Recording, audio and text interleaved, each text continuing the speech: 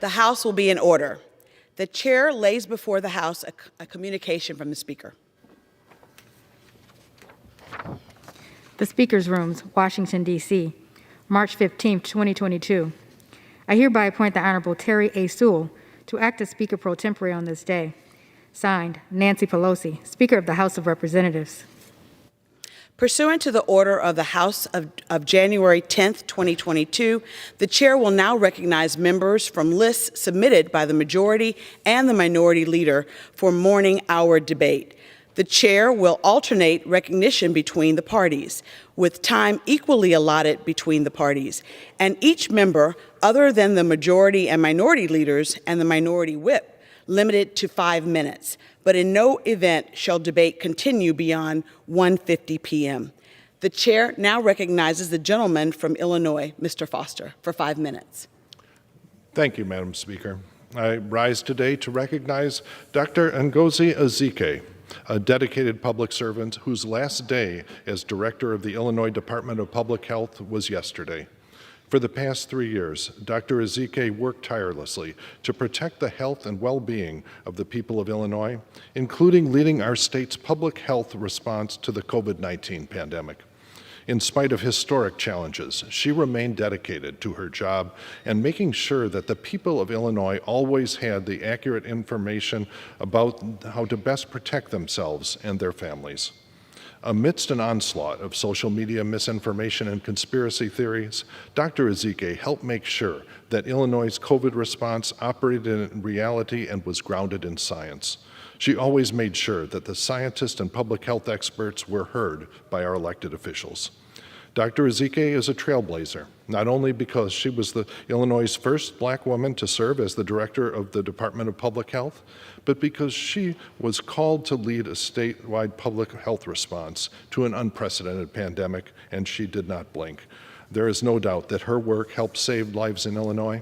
So on behalf of the people of our state, I thank Dr. Ezike for her service, and I wish her nothing but the best in whatever she decides to do next. Thank you, Madam Speaker.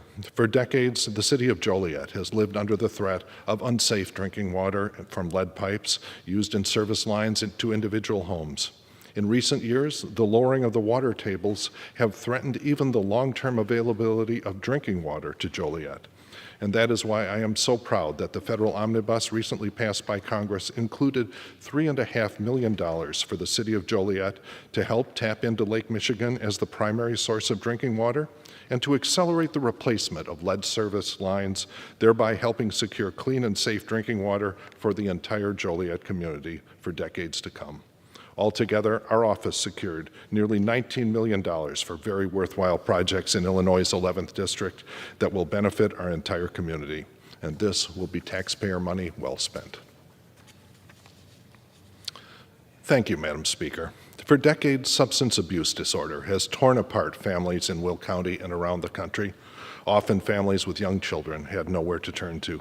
And that is why I am so proud that the federal omnibus recently passed by Congress included $2 million for Stepping Stones, a nonprofit that provides clinical services and recovery support for those seeking treatment for substance use disorders, so that they can build new housing units for women seeking treatment. Altogether, our office secured nearly $19 million for very worthwhile projects in Illinois' 11th District that will benefit our entire community. And this will be taxpayer money well spent. Thank you, Madam Speaker. For decades, Will County has grappled with issues of affordable housing, an issue that's become more and more important in communities large and small across our country. That is why I am so proud that the federal omnibus recently passed by Congress included $3 million for the Housing Authority of Joliet to help turn a shuttered golf course into quality, affordable housing for hardworking families who deserve access to the dream of home ownership. Altogether, our office secured nearly $19 million for very worthwhile projects in Illinois' 11th District that will benefit our entire community. And this will be taxpayer money well spent. Thank you, Madam Speaker. For decades, the old Joliet prison has served as a backdrop of Hollywood movies like The Blues Brothers and hit TV shows like Prison Break. But years of neglect have left the site unsafe and closed to visitors. That is why I am so proud that the federal omnibus recently passed by Congress included $3 million for the Joliet Area Historical Museum so that they can rehabilitate the site of the old Joliet prison and make it safe for visitors once again and enhance its potential as a tourist attraction. This project is shovel-ready and will help create and sustain much-needed construction jobs while restoring a historically and culturally significant site in an economically challenged part of the city. Altogether, our office secured nearly $19 million for very worthwhile projects in Illinois' 11th District that will benefit our entire community. And this will be taxpayer money well spent. Thank you, Madam Speaker. For decades, America has faced a deficit of job training opportunities for young people from underserved and underrepresented communities. And that is why I am so proud that the federal omnibus recently passed by Congress included $425,000 for the Quad County Urban League so that they can launch a youth careers program in Aurora to connect young people with jobs and apprenticeship opportunities in construction, transportation, distribution, and logistics, all fields facing an increase in need for federal workers, for trained workers. The gentleman's time has expired. Thank you. Thank you. The chair recognizes the gentleman from California, Mr. McCarthy, for 5 minutes. Thank you, Madam Speaker. Before I begin today's remarks, I want to take a moment to acknowledge the devastating news of the 2 confirmed American deaths in Ukraine. Brent Renaud, an American journalist working with a documentary film team, who was fatally shot over the weekend. And Fox News Network just confirmed moments ago one of their cameramen, Pierre Shashevsky, was killed while on assignment in Ukraine. An entire nation grieves with you as you mourn the loss of the loved ones. We also continue to pray for the recovery of Fox News correspondent Benjamin Hall, who suffered serious injuries while covering the war. Now, Madam Speaker, on Sunday, the Iranian Revolutionary Guard fired dozens of missiles near the U.S. consulate in Iraq. This brazen attack on a civilian area by the terrorist arm of the Iranian regime was unjustified, illegal, and dangerous. And Madam Speaker, the President of the United States has not said one word about these missiles from Iran, which has bragged about it towards the U.S. consulate in Iraq. Iran continues to wage an aggressive terror campaign against America and our allies. Remember, Iran's parliament has chanted death to America, and the commander-in-chief of the Revolutionary Guard has vowed to set ablaze Israel. I would think with missiles being shot at Americans, the Secretary of State, and at the very least the President of the United States, would say and stand against this. And yet the Biden administration is quietly rushing ahead with a bad agreement that would give Iran, the world's leading state sponsor of terror, nuclear weapons. President Biden has kept Congress and the American people in the dark about this dangerous deal, which is illegal and goes against legislation this body has passed. And when you look at the troubling terms, it's easy to see why they want to keep us and America in the dark. It would lift our most significant terrorism and missile sanctions and send Iran hundreds of billions of dollars. That means Iran would receive a windfall of cash to continue the terror campaign they have engaged in on Sunday and on every day. This agreement is entirely on Iran's terms. But what's even worse, who's negotiating it? While the world looks at the evil of Putin and Russia killing innocent and murdering throughout Ukraine, it's this administration that has Russia negotiating with Iran on America's behalf. Now, what does the Russian ambassador say? He says the deal Biden administration is negotiating gives Iran much more than it could expect. Much more. And in return for making significant concessions, we get nothing.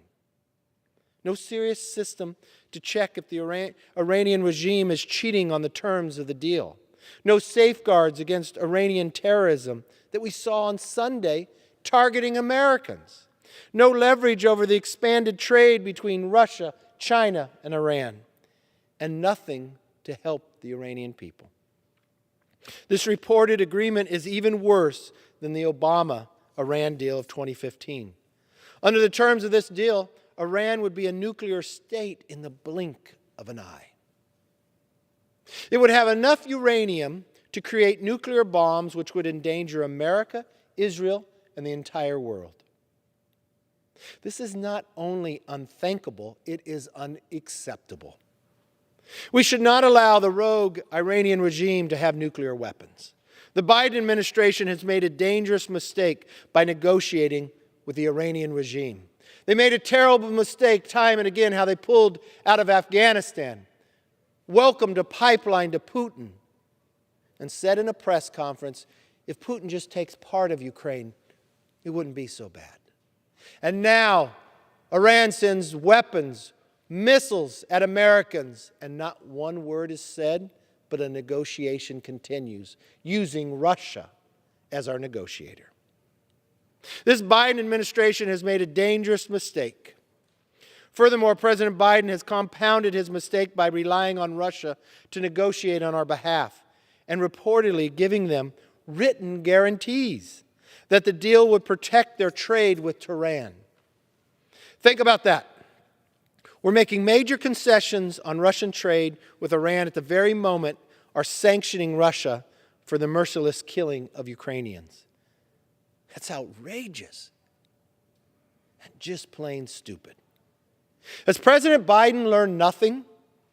Our objective is to isolate Putin, not empower him.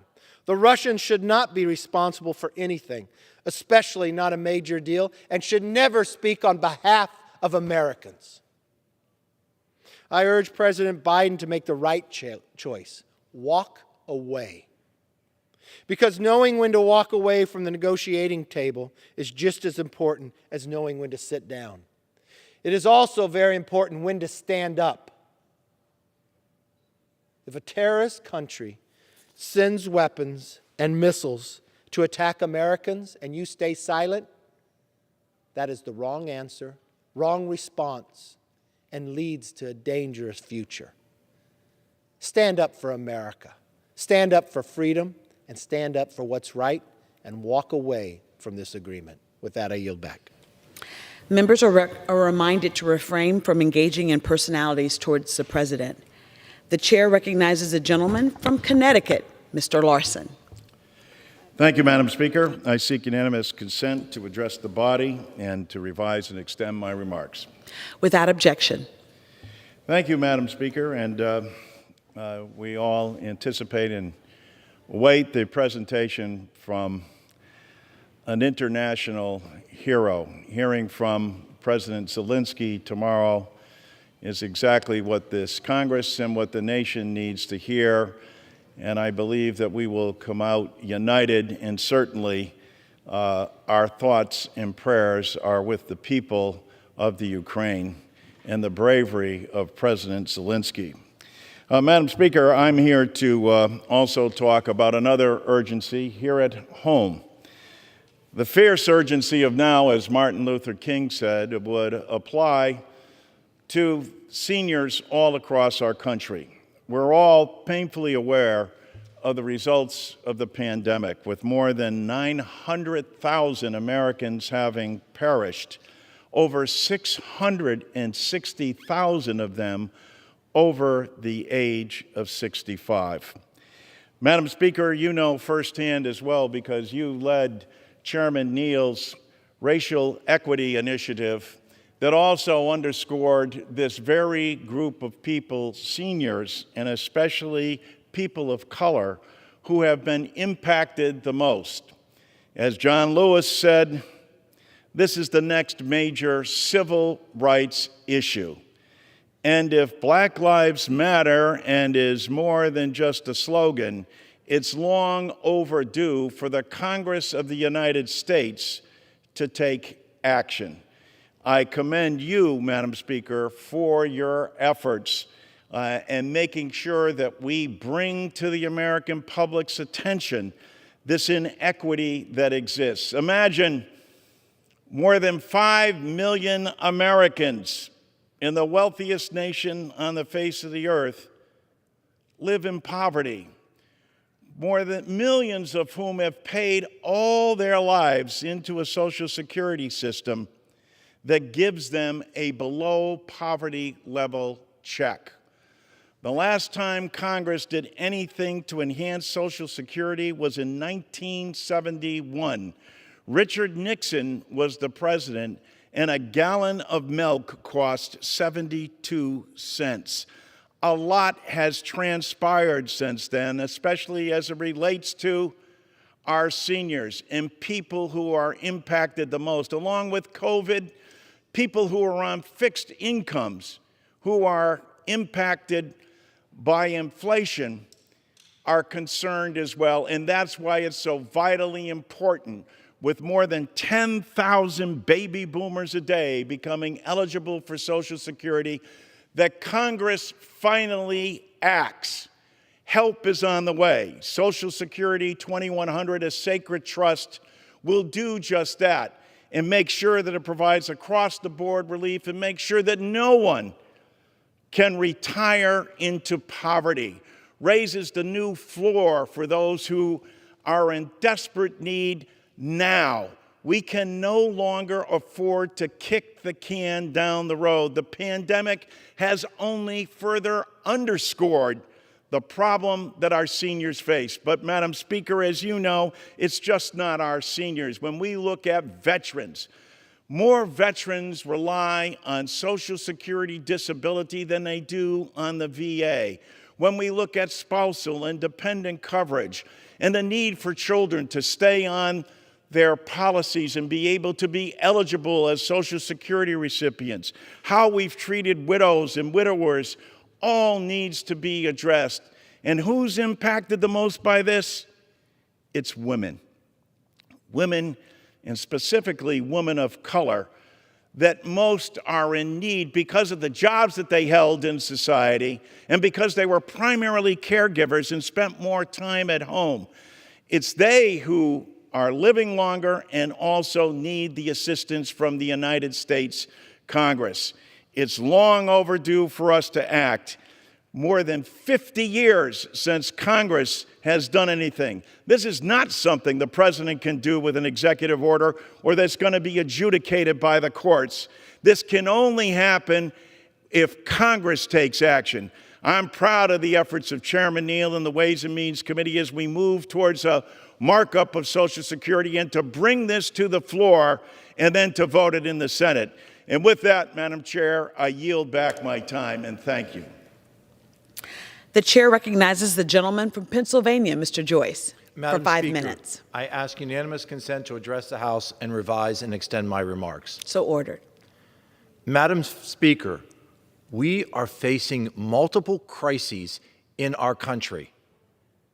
Inflation is surging, gasoline prices are skyrocketing, and the Biden administration is still refusing to act. In Adams County, Pennsylvania, a gallon of gas costs $4.43. That's $1.40 more than it did just 1 year ago. Rural Americans should not be forced to pay the price for President Biden's failure to drill American oil, a failure that has led to the highest gas prices in our nation's history. In a recent survey that I conducted in my weekly newsletter, over 3,000 of my constituents responded, and 96% of them reported that the rising costs of goods has affected their individual budgets. It's time for President Biden to take responsibility for what his reckless spending has done to our country. And because of this reckless spending, Americans are forced to make difficult choices: what they can afford to buy, what they can afford for medications, what they can afford, and which bill they have to pay each month. It is time for President Biden to care more about the families in Pennsylvania, more about the families in America than he does about the Green New Deal. It is time to drill American oil. It's time to utilize and expand Pennsylvania's wonderful energy resources. It's time to use the resources that are under the feet of my constituents: the coal, the natural gas, the Marcellus Shale. Biden welcomed a pipeline to Putin, and yet he shut down the Keystone XL pipeline. It's time to return to American energy independence and American energy dominance. It's time to get to work for the American people. Thank you, Madam Speaker, and I yield. The chair recognizes the gentlewoman from Iowa for 5 minutes. Thank you. I ask unanimous consent to address the House for 5 minutes and revise and extend my remarks. So ordered. Thank you, Madam Speaker. I rise today to recognize the service of an amazing educator in my district. Earlier this year, Ottumwa High School announced that longtime principal Mark Hansen would be retiring. Mark originally served as Ottumwa's principal from 2010 to 2017, but returned to the high school as principal this past July. Throughout his time at OHS, Mark was a true leader and visionary. He worked tirelessly to improve graduation rates, improve the school's culture and curriculum, and increase opportunities for students to participate in extracurricular activities. Before coming to OHS, Mark remained active in the community, coaching basketball and tennis. Following Mark's retirement, Shelley Brandschreiber will become the new principal. Shelley has been with Ottumwa Schools since 1994. On July 1st of this year, Shelley will become the first female principal in school history. Thank you to Mark for his decades of service to our community, and best of luck to you, Shelley. Go Bulldogs. I'd also like to take this opportunity to wish my scheduler, Tara Panett, a happy birthday. Happy birthday, Tara. And a very happy birthday to my Chief of Staff, Tracy Gibbler. Happy birthday, Tracy. Later this month, my good friend Matt Leopold will celebrate his birthday. Happy birthday, Matt. My youngest brother, Fred, has a birthday later this month. Happy birthday, Freddie. Thank you. I yield back my time. The chair recognizes a gentleman from North Carolina for 5 minutes.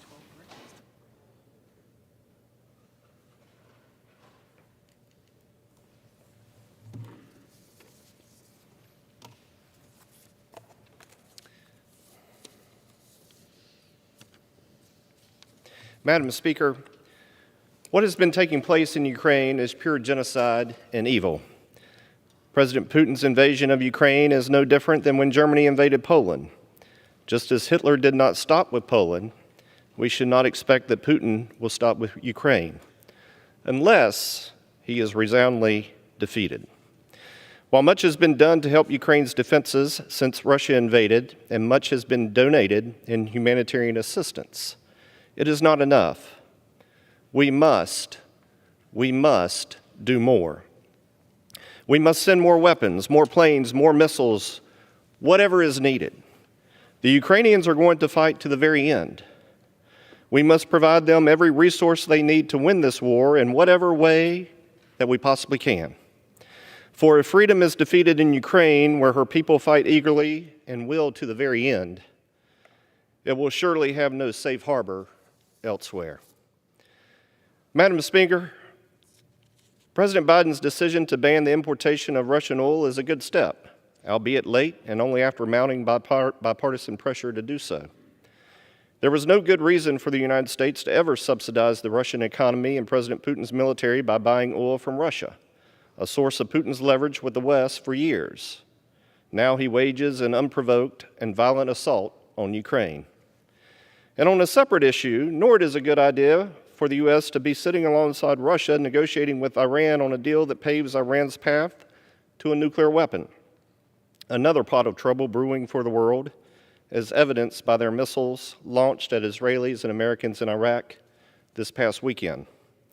Given all the challenges we face in the world today, we must immediately unleash American energy production so that we in the United States and our allies around the world can have access to affordable and reliable energy.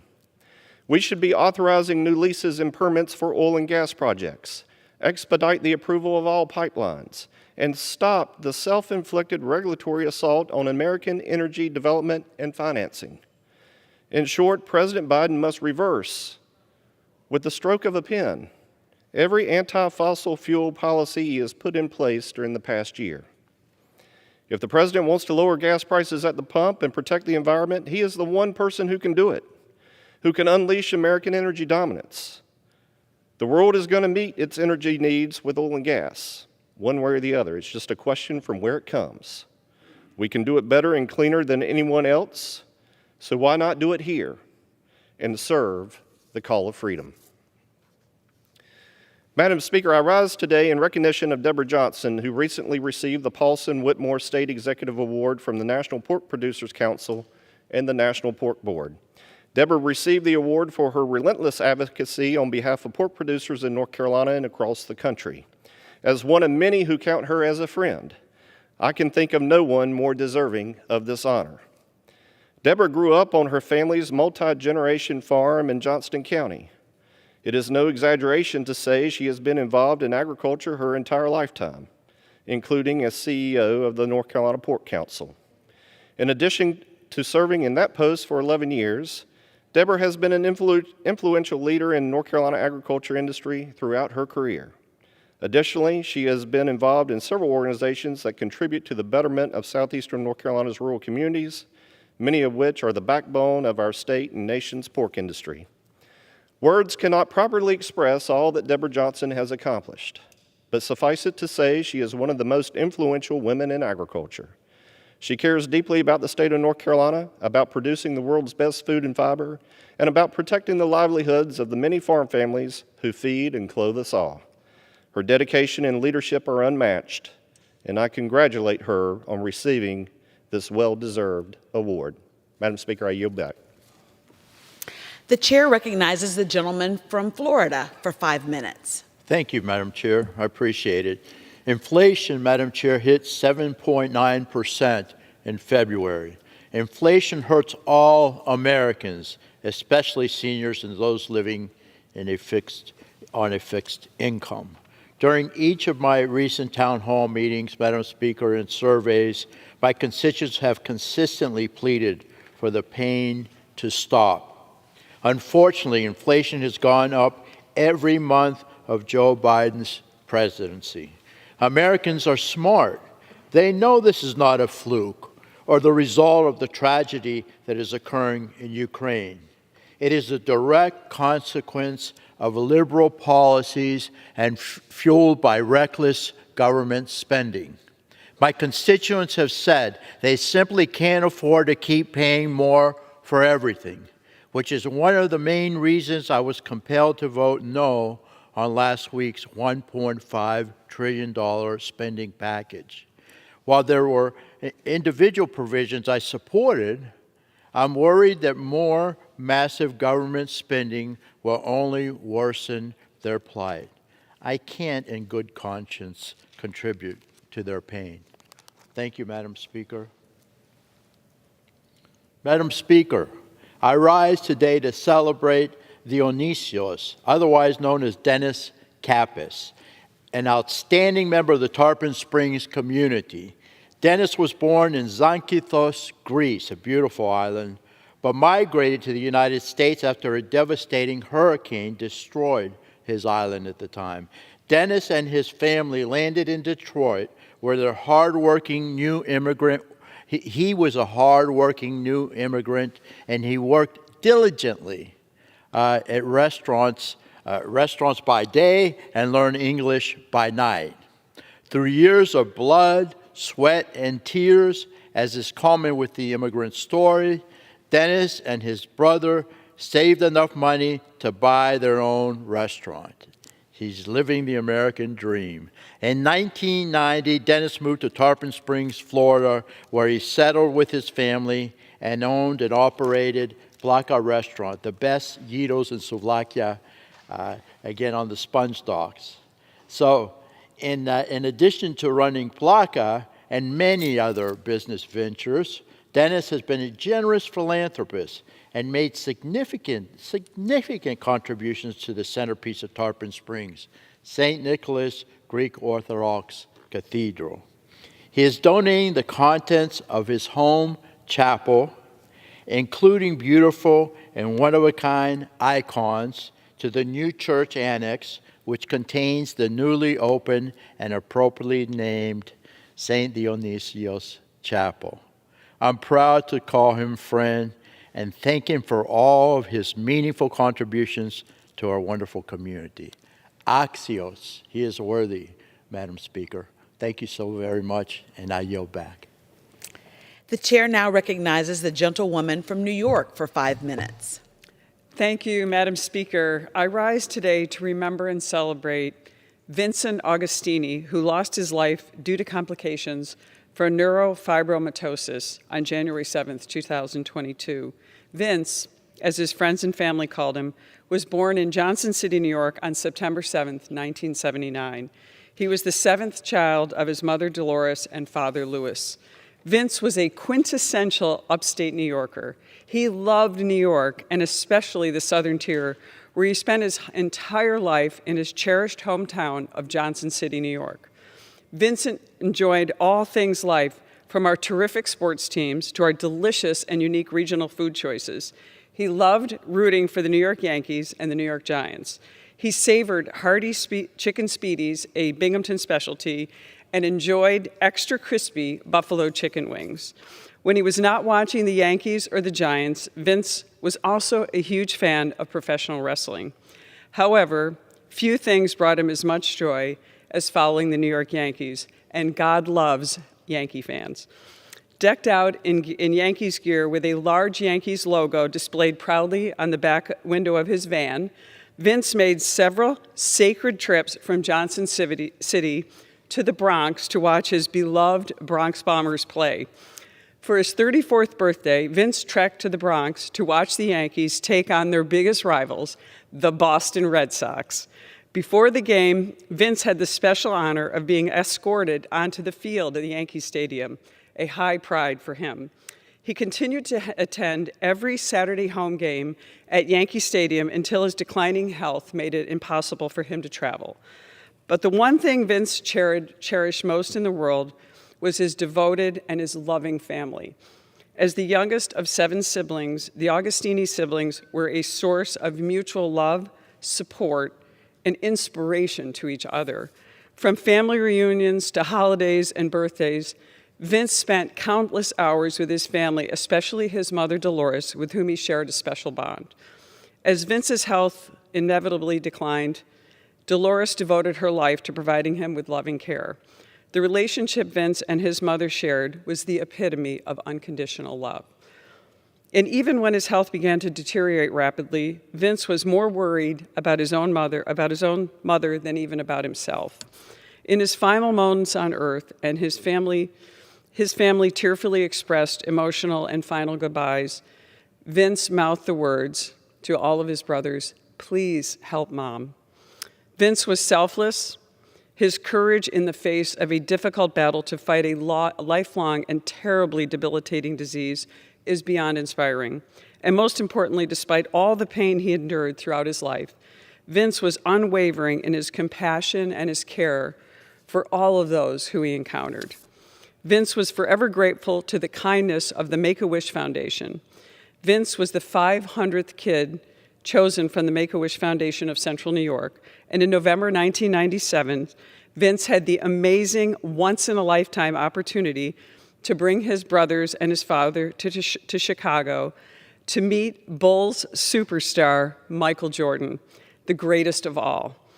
Vincent was truly generous at heart and wanted to make sure other children got the same opportunity, which is why he was a frequent donor to the Make-A-Wish Foundation of Central New York, as well as the Neurofibromatosis Foundation. Vince spent most of his last 2 years at the Willow Point Nursing and Rehabilitation Center. However, this did not stop him from doing what he loved, watching sports, eating Speedies and chicken wings, and of course, loving his family and friends. The Augustini family wishes to express their immense appreciation to the staff at Willow Point for the loving care that was provided to Vince through his final days on earth. When the pandemic restrictions prohibited visitors, The staff at Willow Point made extraordinary efforts to ensure that Vince was treated as a family member and had constant virtual access to his own family at home. Sadly, Vince passed away on January 27, 2022, surrounded by his loving family. Although neurofibromatosis created many challenges for Vince, he refused to let his disability affect his spirits or his passion for life. He never let the disease define him. Vince will always be remembered for his infectious smile, his charming sense of humor, and his zest for life. As President Abraham Lincoln said, quote, "In the end, it's not the years in life that count, it's the life in your years." In the short 42 years of his life, Vince made every single day count. He lived every day with kindness and gratitude. Vince's perseverance and tenaciousness were an inspiration to his family, friends, and all of those who were lucky enough to know him. I ask today that all of my colleagues join me in observing a moment of silence to remember the incredible life of Vincent Augustini.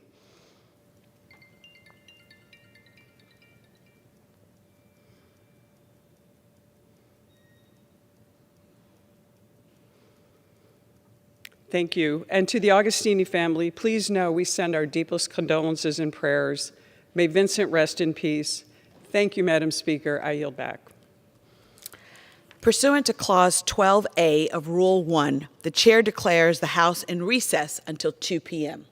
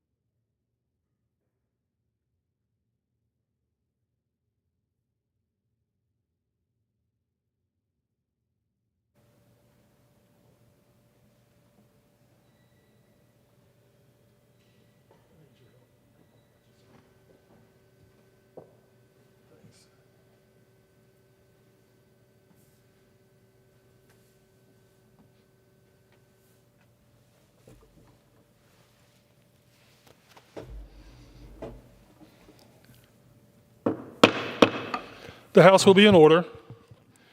The prayer will be offered by Chaplain Kibben. Would you pray with me? Gracious and loving God, remind us as we pause in this moment to honor the covenant you have established with us. In your great mercy, you have allowed us to enjoy a personal relationship with you, a relationship based on the promise you have made time and again to be our protector, our shield, our confidant, and our hope. Though repeatedly we have not lived up to our end of that promise, where we agreed that we would be your people, may we recommit ourselves with renewed hearts and renewed purpose to serve you this day. What a remarkable privilege you have given us to know you, to follow you, and to love you. And you call us forth to live into and respond to that privilege. Because you have forgiven our iniquity, may we respond to those around us with compassion. Because you no longer remember our sin, may we live lives worthy of your grace. In the strength of your name, we offer our prayers this day. Amen. Amen. The Pledge of Allegiance will be led pursuant to Section 11A of the House Resolution 188. The Journal of the Last Day's Proceedings is approved. The Pledge of Allegiance will be led by the gentlewoman from Wisconsin, Ms. Moore.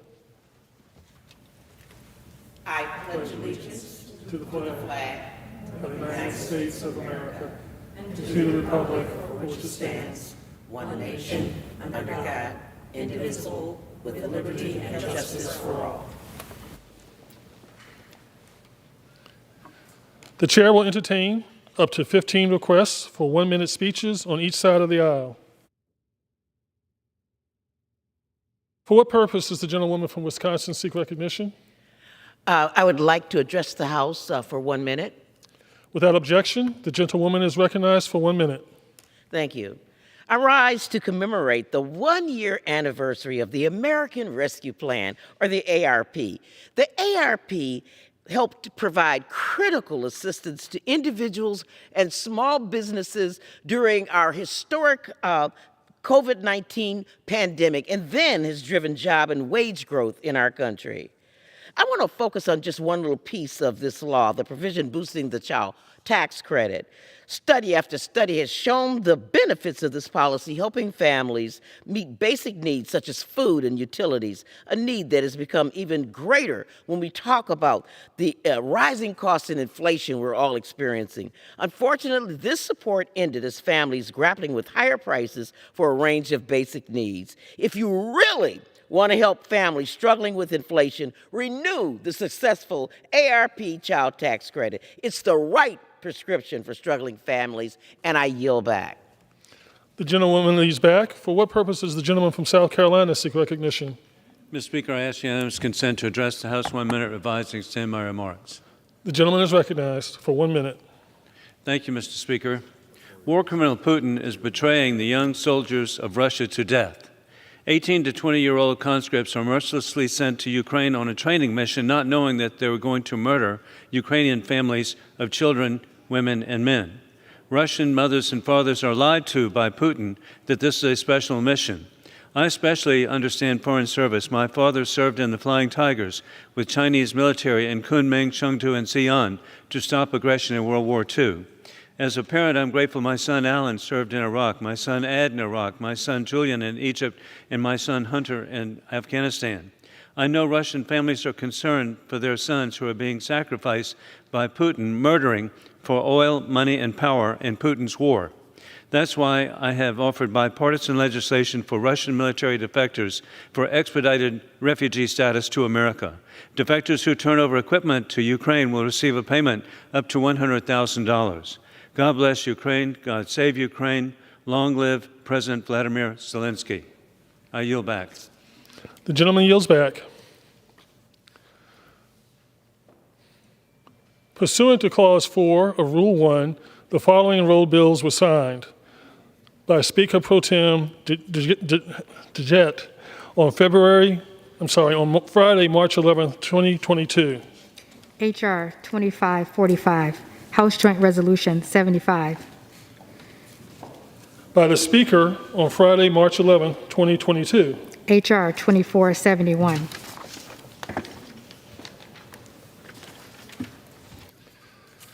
The Chair announces the Speaker's appointment pursuant to 2 U.S.C. 2062 in the order of the House of January 4, 2021, of the following additional individuals and member to the Advisory Board of the House of Representatives Child Care Center. Ms. Brooke Scannell of Arlington, Virginia. Ms. Stacy Lewandowski of Washington, D.C. Mr. Colin Davenport of Alexandria, Virginia. Ms. Laura Snyder of Washington, D.C. Mr. Matthew Dwyer of Alexandria, Virginia. Ms. Natalie Joyce of Arlington, Virginia. Mr. Cyrus Arts of Washington, D.C. Ms. Elaine Linar of Washington, D.C. Ms. Carrie Fike of Cheverly, Maryland. Mr. Robbie Minnick of Arlington, Virginia. Ms. Jennifer Belair of Washington, D.C. Mr. Hudson of North Carolina. Pursuant to Clause 12A of Rule 1, the Chair declares the House in recess, subject to the call of the Chair.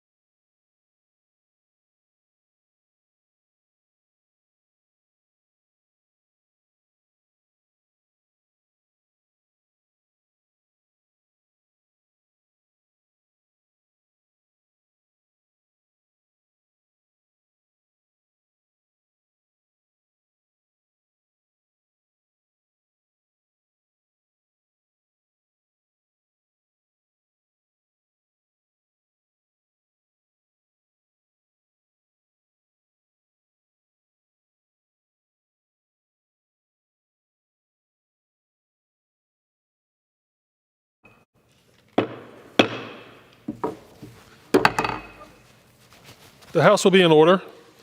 Pursuant to Clause 8 of Rule 20, the Chair will postpone further proceedings today on motions to suspend the rules on which the yeas and nays are ordered. The House will resume proceedings on postponed questions at a later time. For what purpose does the gentleman from Arizona seek recognition? Thank you, Mr. Speaker. I move that the House suspend the rules and pass H.R. 268 as amended. The clerk will report the title of the bill. Union Calendar Number 197, H.R. 268, a bill to provide for the boundary of the Palo Alto Battlefield National Historic Park to be adjusted, to authorize the donation of land to the United States for addition to that historic park and for other purposes. Pursuant to the rule, the gentleman from Arizona, Mr. Grijalva, and the gentleman from Utah, Mr. Moore, each will control 20 minutes. The chair recognizes the gentleman from Arizona.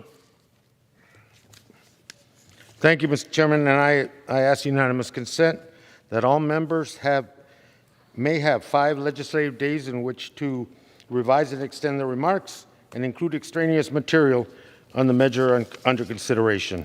Without objection, it is so ordered. Thank you, Mr. Speaker. I yield myself as much time as I may consume. The gentleman is recognized. Thank you. I rise in support of H.R. 268, the Palo Alto Battlefield National Historic Park Boundary Adjustment Act, introduced by my colleague, Representative Filimon Vela of Texas. H.R. 268 expands the boundary of Palo Alto Battlefield National Historic Park to include approximately 166 acres of land that is to be donated to the Department of Interior. The donated land was the site of Fort Brown, a crucial outpost during the Mexican-American War, which remains the last standing physical structure associated with that war.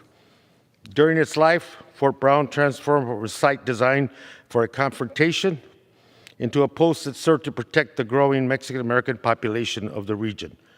Palo Alto Battlefield was designated as as a National Historic Landmark in 1960, as a National Historic Site in 1978, and a National Historic Park in 2009. Today, the Palo Alto Battlefield National Historic Park is the only unit of the National Park Service focused on the Mexican-American War. I congratulate Representative Vela for bringing this bill and championing it, and I urge my colleagues to support, and I reserve the balance of my time. The gentleman reserves. Without objection, the gentleman from Arkansas will control the time for the minority. The gentleman is recognized. Thank you, Mr. Speaker. I yield myself as much time as I may consume. The gentleman is recognized. H.R. 268 authorizes the transfer of approximately 166 acres by donation from the International Boundary and Water Commission to the National Park Service for inclusion in the Palo Alto Battlefield National Historical Park in Texas. Palo Alto Battlefield National Historical Park is the site of the first major battle of the Mexican-American War and has the distinction of being the only National Park Service unit to interpret the Mexican-American War. The land authorized to be transferred through this bill includes a historic Fort Brown site in Brownsville, Texas, which served as a critical military outpost during the Mexican-American War. I want to thank Chair Grijalva for accommodating our request at markup to require the Secretary of Interior to complete a boundary study analyzing the feasibility of adding this land to the park prior to it being acquired and incorporated into the boundary. The study requirement will ensure that the land to be donated is feasible for the National Park Service to be managed in addition to the park. This legislation will help preserve an important piece of American history, and I urge my colleagues to support the bill. I reserve the balance of my time. The gentleman reserves. The gentleman from Arizona is recognized. Thank you. Thank you, Mr. Chairman. And let me now yield to the gentleman from Texas, the sponsor of the legislation, Representative Vela, for as much time as he may consume. The gentleman is recognized. Thank you, Mr. Chairman. Mr. Speaker, today I rise in support of H.R. 268, legislation to add the Fort Brown earthworks to the Palo Alto Battlefield National Historical Park, and I urge my colleagues to vote in favor of this bill.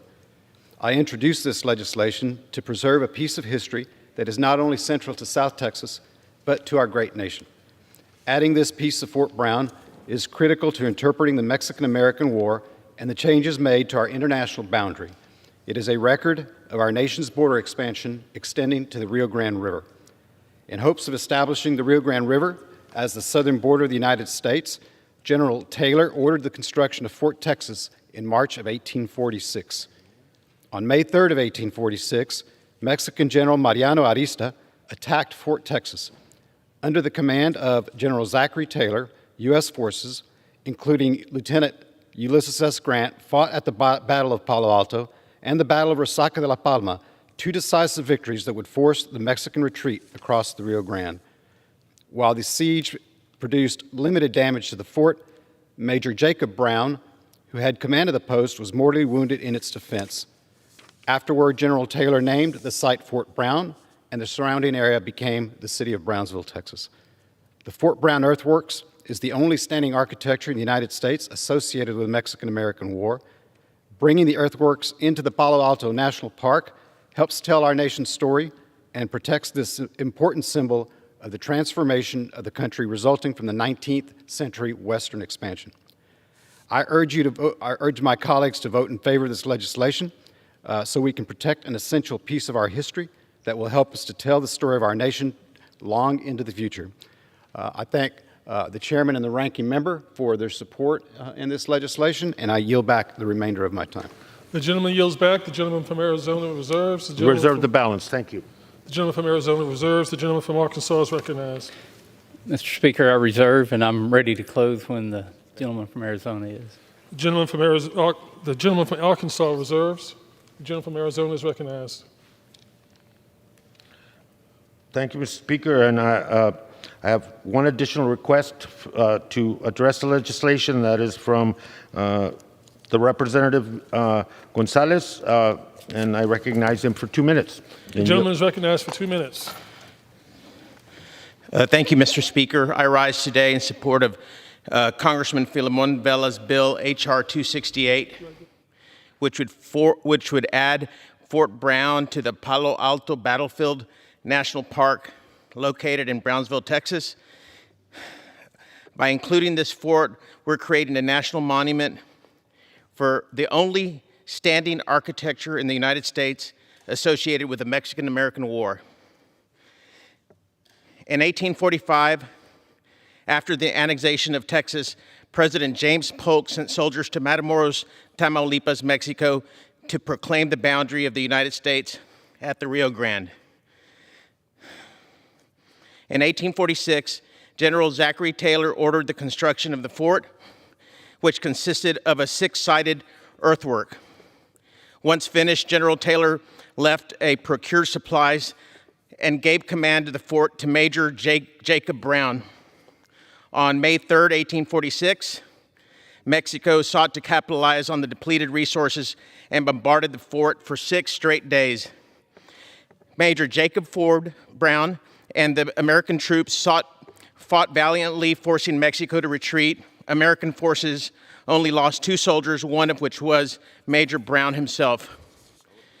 Today, the city of Brownsville and Fort Brown serve as a testament to Major Brown's valor and patriotism and sacrifice. By passing H.R. 268, we as a nation will honor Major Brown and the Americans who stood their ground on Fort Brown.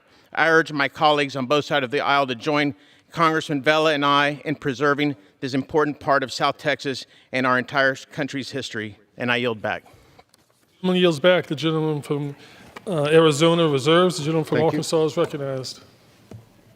Mr. Speaker, I reserve. Gentleman reserves. The gentleman from Arizona. Thank you, Mr. Speaker. I have no further requests for time and inquire whether my colleague is the gentleman no reserves. further speaker and ready to close. I'm ready to close. I urge adoption of the bill and yield back the balance of my time. The gentleman from Arkansas yields back the balance of his time. The gentleman from Arizona is recognized. Join with the ranking member to urge adoption of the legislation and yield back. The question is, will the House suspend the rules and pass the bill, H.R. 268, as amended? Those in favor say aye. Those in favor say aye. Those opposed say no. In the opinion of the chair, 2/3 being in the affirmative, the rules are suspended, The bill is passed, and without objection, the motion to reconsider is laid on the table. For what purpose does the gentleman from Arizona seek recognition? Thank you again, Mr. Speaker. I move that the House suspend the rules and pass H.R. 1908. The clerk will report the title of the bill. Union Calendar Number 196, H.R. 1908. A bill to authorize the Secretary of the Interior to conduct a study to assess the suitability and feasibility of designating certain land as the Kaena Point National Heritage Area and for other purposes. Pursuant to the rule, the gentleman from Arizona, Mr. Grijalva, and the gentleman from Arkansas, Mr. Westerman, each will control 20 minutes. The chair recognizes the gentleman from Arizona. Thank you again, Mr. Speaker. I ask unanimous consent that all members may have 5 legislative days in which to revise and extend their remarks and include extraneous material on the measure under consideration. Without objection, it is so ordered. Mr. Speaker, I yield myself as much time as I may consume. The gentleman is recognized. Thank you, Mr. Speaker. I rise in support of H.R. 1908, the Kaena Point National Heritage Area Act, introduced by Natural Resources Committee colleague Representative Ed Case. This bill authorizes the Secretary of Interior to conduct a study to assess the suitability and feasibility of designating Kaena Point National Heritage Area in the state of Hawaii.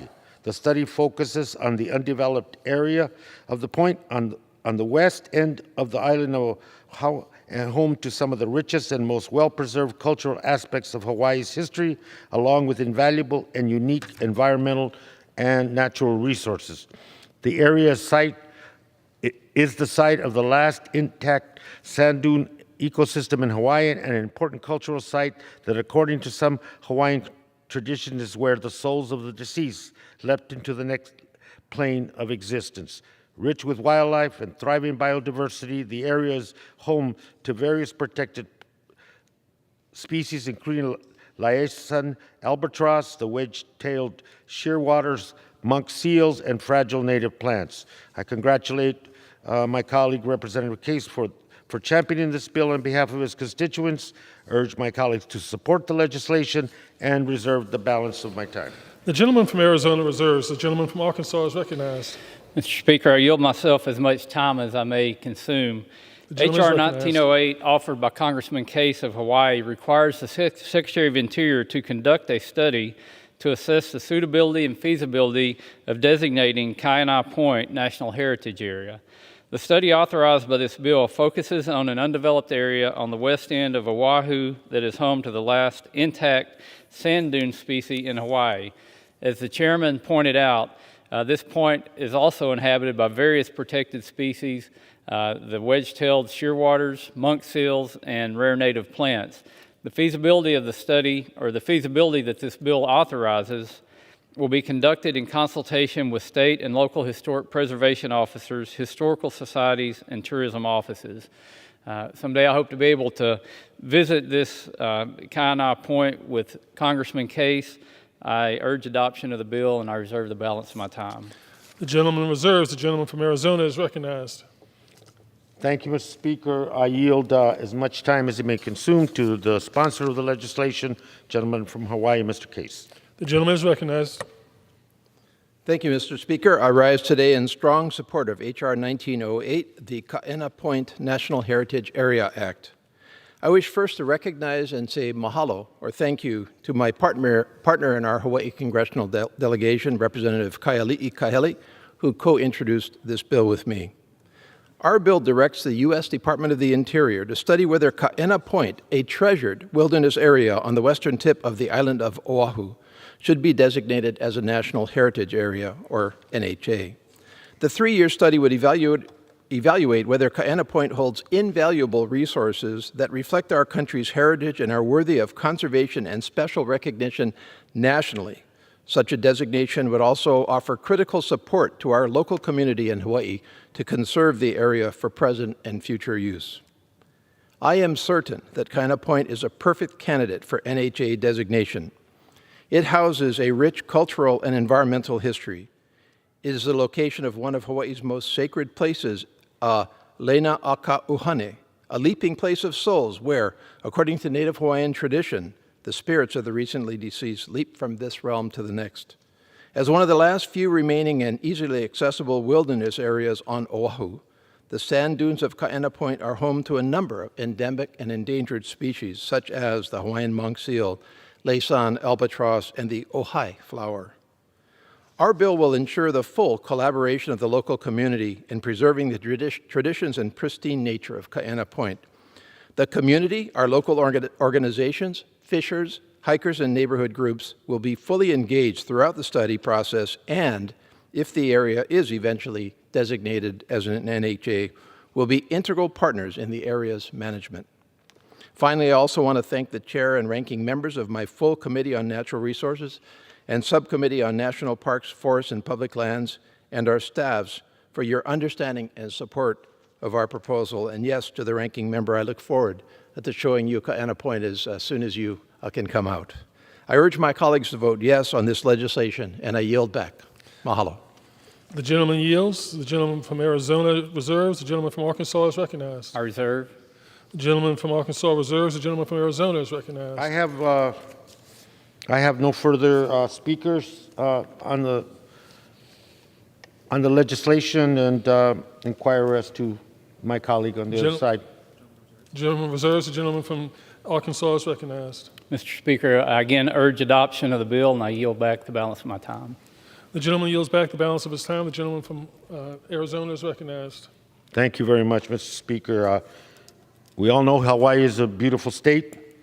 The bill will help protect and conserve that rich environmental and cultural heritage. I urge my colleagues to support the legislation, and urge Representative Case to invite all of us to Hawaii when it's time to see the site. With that, I yield back the balance of our time. The gentleman yields back the balance of his time. All time has expired. The question is, will the House suspend the rules and pass the bill H.R. 1908? Those in favor say aye. Aye. Those opposed, no. In the opinion of the chair, 2/3 being in the affirmative, the rules are suspended, the bill is passed, and without objection, the motion to reconsider is laid on the table. So I was recognized. For what purpose is the gentleman from Arkansas? I'll get it right. For what purpose does the gentleman from Arizona seek recognition? Thank you, Mr. Speaker. I move that the House suspend the rules and pass Bill H.R. 1931 as amended. The clerk will report the title of the bill. H.R. 1931, a bill to provide competitive grants for the promotion of Japanese American confinement education as a means to understand the importance of democratic principles, use and abuse of power, and to raise awareness about the importance of cultural tolerance towards Japanese Americans and for other purposes. Pursuant to the rule, the gentleman from Arizona, Mr. Grajava, and the gentleman from Arkansas, Mr. Westerman, each will control 20 minutes. The chair recognizes the gentleman from Arizona. Thank you again, Mr. Speaker, and I ask unanimous consent that all members may have 5 legislative days in which to revise and extend their remarks and include extraneous material on the measure under consideration. Without objection, it is so ordered. The gentleman from Arizona is recognized. Thank you, Mr. Speaker, and I yield myself as much time as I may consume. The gentleman is recognized. Thank you. I rise in support of H.R. 1931, the Japanese American Confinement Education Act, introduced by my colleague, Representative Doris Matsui. In 2006, Congress established the Japanese American Confinement Sites Grant Program for the preservation and interpretation of U.S. confinement sites where Japanese Americans were detained during World War II. These grants are awarded through a competitive process to entities working to preserve historic Japanese American incarceration sites. They require a 2-to-1 federal to non-federal match. H.R. 1931 would authorize the increase and much-needed funding for the program within the National Park Service, ensuring that the lessons and history of the unjust incarceration of Japanese Americans is not forgotten, and that we continue to learn from the transgressions of the past. The bill will also establish a new competitive grant within the program that would support nonprofits to create and share educational materials about the incarceration of Japanese Americans during World War II. I congratulate my colleague, Representative Matsui, for championing this bill in behalf, and I urge my colleagues to support it, and I reserve the balance of my time. The gentleman reserves. The gentleman from Arkansas is recognized.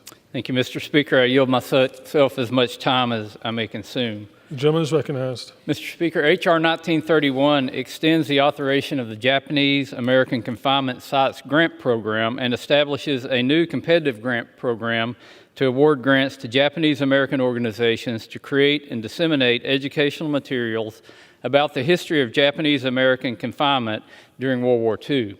In 2006, Congress established the Japanese American Confinement Sites, or JACS grant program to preserve and interpret U.S. confinement sites during World War II. However, the program will soon run up against the end of its authorization cap. The program has supported valuable projects across the country, including at least 12 in my home state of Arkansas, where important projects have been funded at my alma mater, the University of Arkansas at Fayetteville, as well as Arkansas State University, the University of Arkansas at Little Rock, the University of Central Arkansas and the Central Arkansas Library System, and the McGee Industrial Foundation. These projects include archiving, creating educational exhibits, hosting workshops and lectures, preserving cemeteries, and recording oral histories. I appreciate Representative Matsui's work on this important legislation, and I urge my colleagues to support extending the program. I reserve the balance of my time. The gentleman reserves. The gentleman from Arizona is recognized. Thank you again, Mr. Speaker, and I yield as much time as she may consume to the gentlewoman from California, sponsor of the legislation, Representative Matsui. The gentlewoman is recognized. Thank you, Mr. Speaker. I rise today in support of my bill, the Japanese American Confinement Education Act. This bill builds upon one of my earliest achievements, reauthorizing the Japanese American Confinement Sites Program established in 2006. The Japanese American story is an important one. It needs to be told and retold. It is a story that cannot afford to be lost in time. This year marks the 80th anniversary of the authorization of Executive Order 9066. Yet too many Americans do not know the history of the Japanese American community. These Americans were stripped from their homes and sent to remote camps. Families were put behind barbed wire and guarded by armed soldiers. Today, I speak to you on the floor of the People's House as a member of this esteemed chamber. Yet, my first 3 months of life were part of that pained experience. My parents were among those who lived in these appalling conditions, incarcerated solely because of their ancestry. This also included many people from the Sacramento region, including my late husband, Congressman Bob Matsui, who was only 6 months old when he was sent to one of these camps. Those of us in the Japanese American community know all too well, if we do not learn from history, we risk the chance of it repeating. That is why we must continue to lift up these stories. That is why we must continue to listen to those who came before us and teach this history to our future generations. These are the voices that my bill seeks to preserve. There are still some people who think that by walling off our country from the less fortunate, that we will somehow make ourselves safer, that by making people feel like the other, that we will be more secure. But that is not who the American people are. We have this wonderfully diverse nation, and it is together that we stand the strongest. The story of Japanese Americans is something that Bob and I felt the responsibility to preserve. The history of individuals and families in the Japanese American community. And really, it is truly an American story, a perseverance, persistence, and the love of this country. With that, I urge my colleagues to vote yes on educating our public about this important, painful piece of American history. And Mr. Speaker, I yield back the balance of my time. The gentlewoman yields back. The gentleman from Arizona reserves. The gentleman from Arkansas is recognized. I reserve. The gentleman from Arkansas reserves. The gentleman from Arizona is recognized. Thank you. Let me recognize gentleman from Hawaii, Mr. Case, for 3 minutes. Did he say 3? The gentleman is recognized for 3 minutes. Thank you, Mr. Speaker. I rise today in strong support of H.R. 1931, the Japanese American Confinement Education Act, as well as H.R. 6434, the Japanese American World War II History Network Act, which we will consider later today. I am honored and humbled to co-sponsor these measures, and I sincerely thank my colleagues from California, Representatives Matsui and Obernolte, for their work in crafting both pieces of legislation to ensure that the inexcusable injustices faced by our nation's Japanese American community during World War II are never forgotten. The memory of World War II evokes one of the darkest periods of our history as a country, the mass internment of Japanese Americans. Over the course of the war, our federal government forcibly relocated and incarcerated about 120,000 Japanese Americans, the majority of whom were U.S. citizens, in barbed wire enclosed camps. H.R. 1931 and H.R. 6434 both strengthen our ability, if not necessity, to tell the history of what happened at these confinement sites and to ensure that future generations learned what happened so it never occurs again. I urge my colleagues to honor and remember the Japanese Americans who were incarcerated at still infamous sites like Manzanar, Tule Lake, where my wife's uncle and aunt, simple truck farmers from Sacramento, were interned, Heart Mountain, and the Honouliuli internment camp in Honolulu by voting yes on both H.R. 1931 and H.R. 6434. Mahalo, and I yield back. The gentleman yields. The gentleman from Arizona reserves. The gentleman from Arkansas is recognized. I reserve. The gentleman reserves. The gentleman from Arizona is recognized.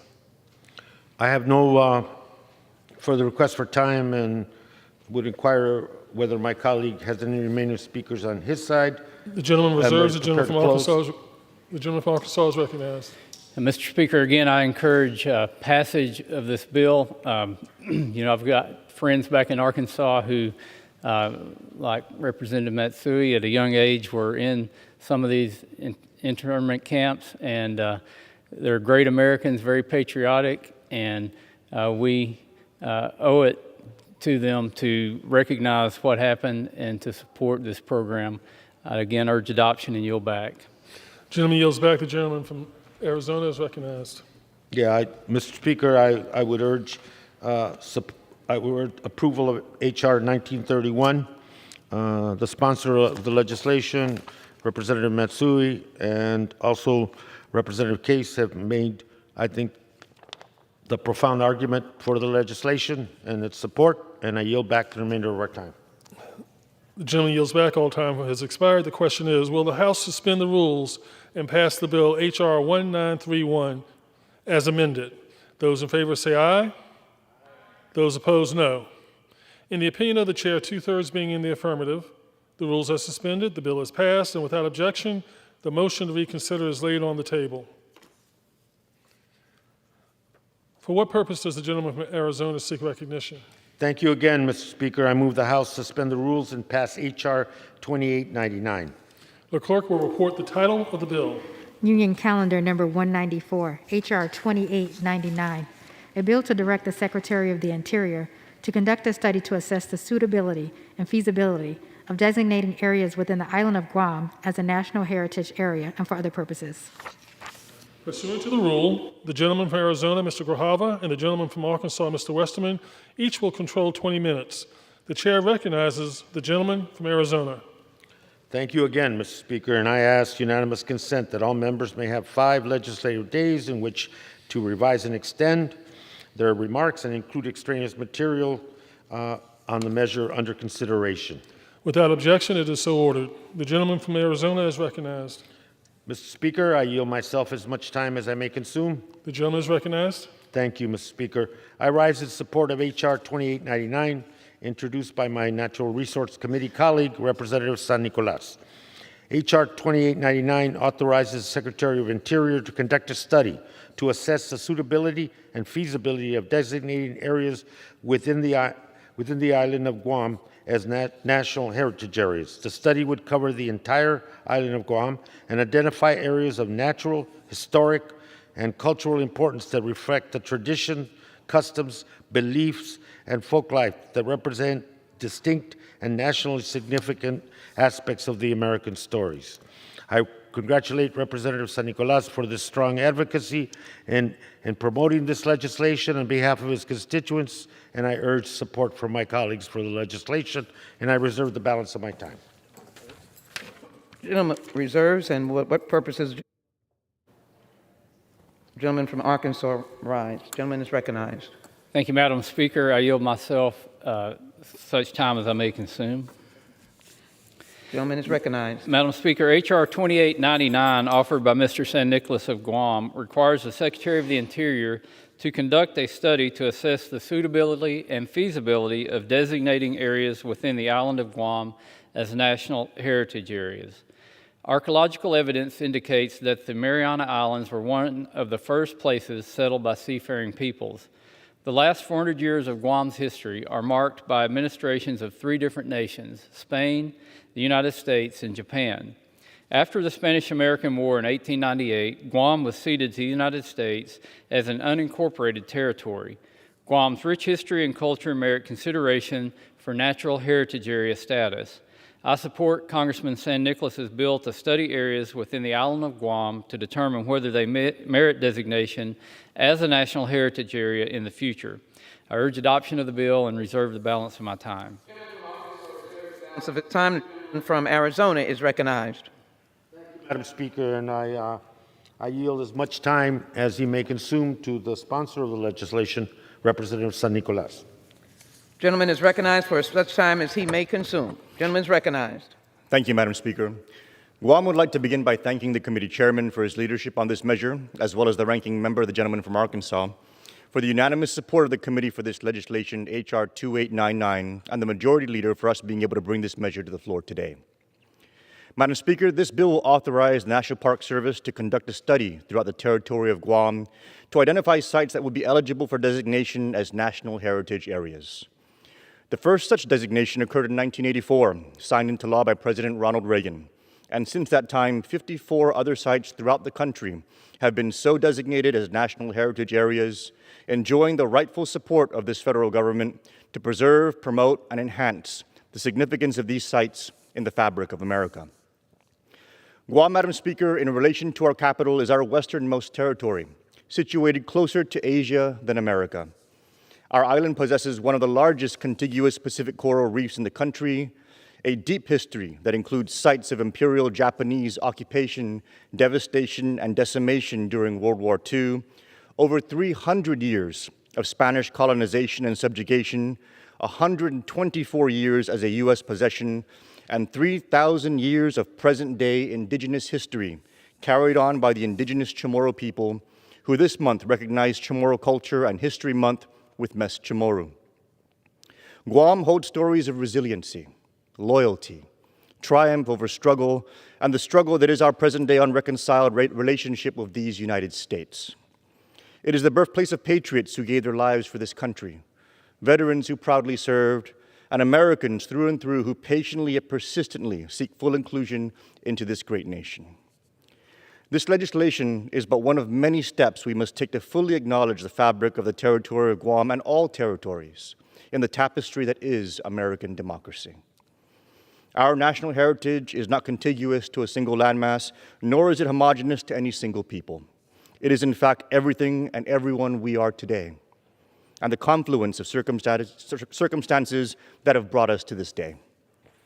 I urge my colleagues throughout this Congress to join our colleagues on the committee to secure unanimous passage of H.R. 2899 as symbolic of the unanimity of this great nation, the United States, tribes, and territories of America. Thank you, Madam Speaker, and I yield back the balance of my time. Gentleman yields Reserve back. the balance. Gentleman reserves. Gentleman from Arkansas is recognized. Madam Speaker, again, I urge adoption of the bill, and I yield back the balance of my time. Gentleman from Arkansas yields back. Gentleman from Arizona is recognized. Having no further requests for time, I'm prepared to close and inquire of my colleague if there are any speakers on his side. Gentleman has the only time remaining. I urge my colleagues to support the legislation and yield back the ballots. Gentleman from Arizona yields back the balance of his time. The question is, will the House suspend the rules and pass the bill H.R. 2899? Those in favor say aye. Those opposed, no. In opinion of the chair, two-thirds being in the affirmative, those in favor, the suspended and the bill is passed. And without objection, the motion to reconsider is laid on the table. For what purpose does the gentleman from Arizona seek recognition?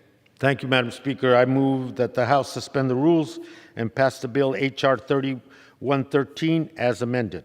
The clerk will report the title of the bill. H.R. 3113, a bill to require the Secretary of the Interior, the Secretary of Agriculture, the Assistant Secretary of the Army for Civil Works, to digitize and make publicly available geographic information system mapping data relating to public access to federal land and waters for outdoor recreation and for other purposes. Pursuant to the rule, the gentleman from Arizona, Mr. Grijalva, and the gentleman from Arkansas, Mr. Westerman, each will control 20 minutes. The chair now recognizes the gentleman from Arizona. Thank you, Madam Speaker. I ask unanimous consent that all members have 5 legislative days in which to revise and extend the remarks and include extraneous material on the measure under consideration. Without objection, so ordered. Madam Speaker, I yield myself as much time as I may consume. The gentleman is recognized for such time as he may consume. Thank you again, Madam Speaker. I rise in support of H.R. 3113, the Modernizing Access to Public Land, or MAP Land Act, introduced by Natural Resources Committee colleague Representative Blake Moore. Our committee has long focused on sportsmen's access to public land. I am pleased that shortly after I became chair, we were able to pass the bipartisan John D. Dingell Jr. Conservation Management and Recreation Act, which included an entire title on sportsmen's access. The MAPLAND Act would build on that law, as well as the investments made by the Great American Outdoors Act to help ensure that hunters, anglers, and all Americans can more easily find information and resources to help facilitate public lands access. Representative Moore's bill would direct the Department of Interior, the Forest Service, and the Army Corps of Engineers to jointly develop and adopt standards to ensure database compatibility for the collection and sharing of outdoor recreation data related to federal lands. I want to thank Representative Moore for championing this bill on behalf of everyone who enjoys our public lands, and I urge my colleagues to support, and I reserve the balance of my time. The gentleman from Arizona reserves the balance of his time. The gentleman from Arkansas is recognized. Thank you, Madam Speaker. I yield myself such time as I may consume. Gentleman is recognized.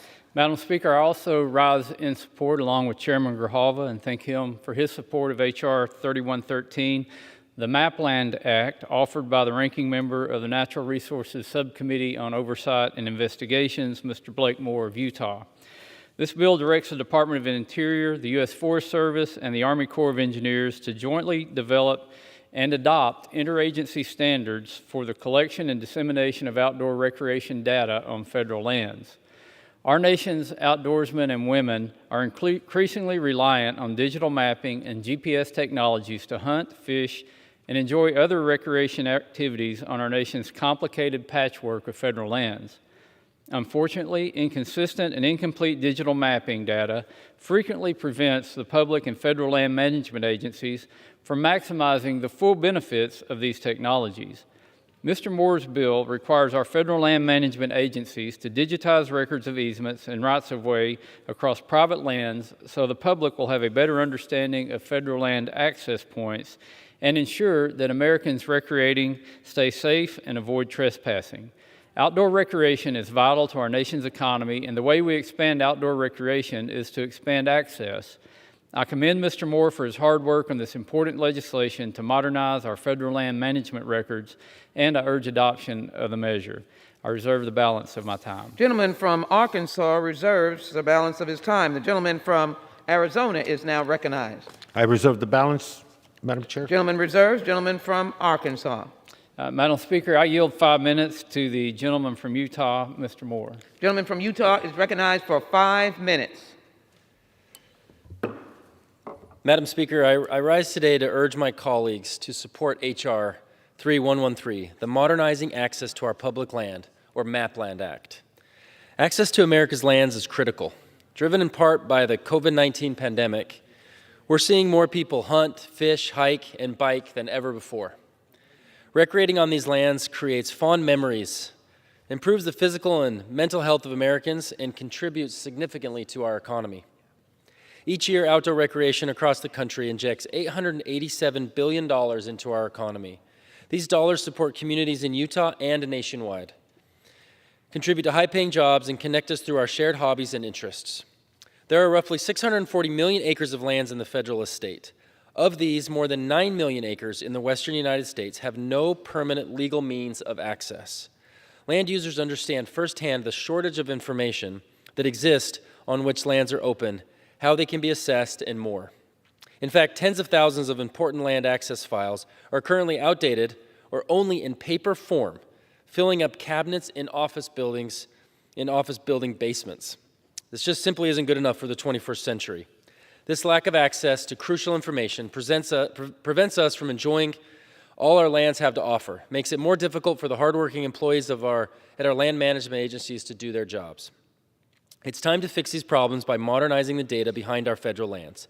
My bill, H.R. 3113, the Mapland Act, will do just that.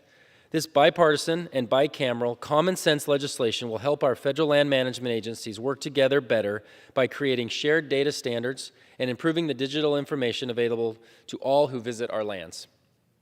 Making this information more detailed and accessible in the digital age is one of the many reasons why this bill enjoys such broad support. This is about helping families spend more time together outside, about improving the way that our government works, and about fostering and sharing the joy of the great outdoors.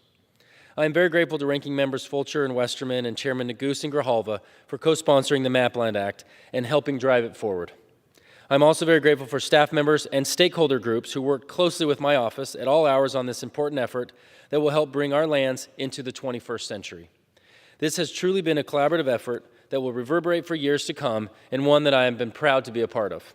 I urge my colleagues to support my legislation, and I hope my colleagues in the Senate will consider and pass this important bill expeditiously. Thank you, Madam Speaker, and I yield back. Gentleman yields back. The gentleman from Arizona is recognized. Reserve the balance, Madam Speaker. Gentleman reserves. Gentleman from Arkansas is recognized. Madam Speaker, again, I encourage adoption of this common sense bill that would be very beneficial to provide better access to our outdoor recreation areas, and also I think would be a great benefit to Americans. I urge adoption and yield back the balance of my time.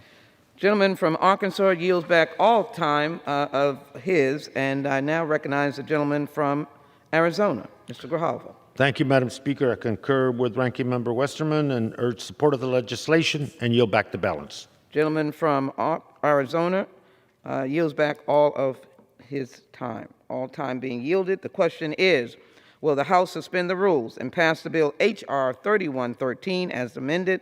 Those in favor say aye. Those opposed, no. Of the chair, the ayes have it. Two-thirds being in the affirmative. For what purpose does the gentleman in Virginia seek recognition? I request a recorded vote, please. Pursuant to Section 3S of House Resolution 8, the yeas and nays are ordered. Pursuant to Clause 8 of Rule 20, further proceedings are postponed.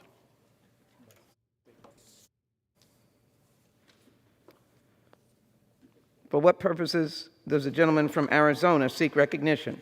Thank you, Madam Speaker. I move that the House suspend the rules and pass H.R. 3197.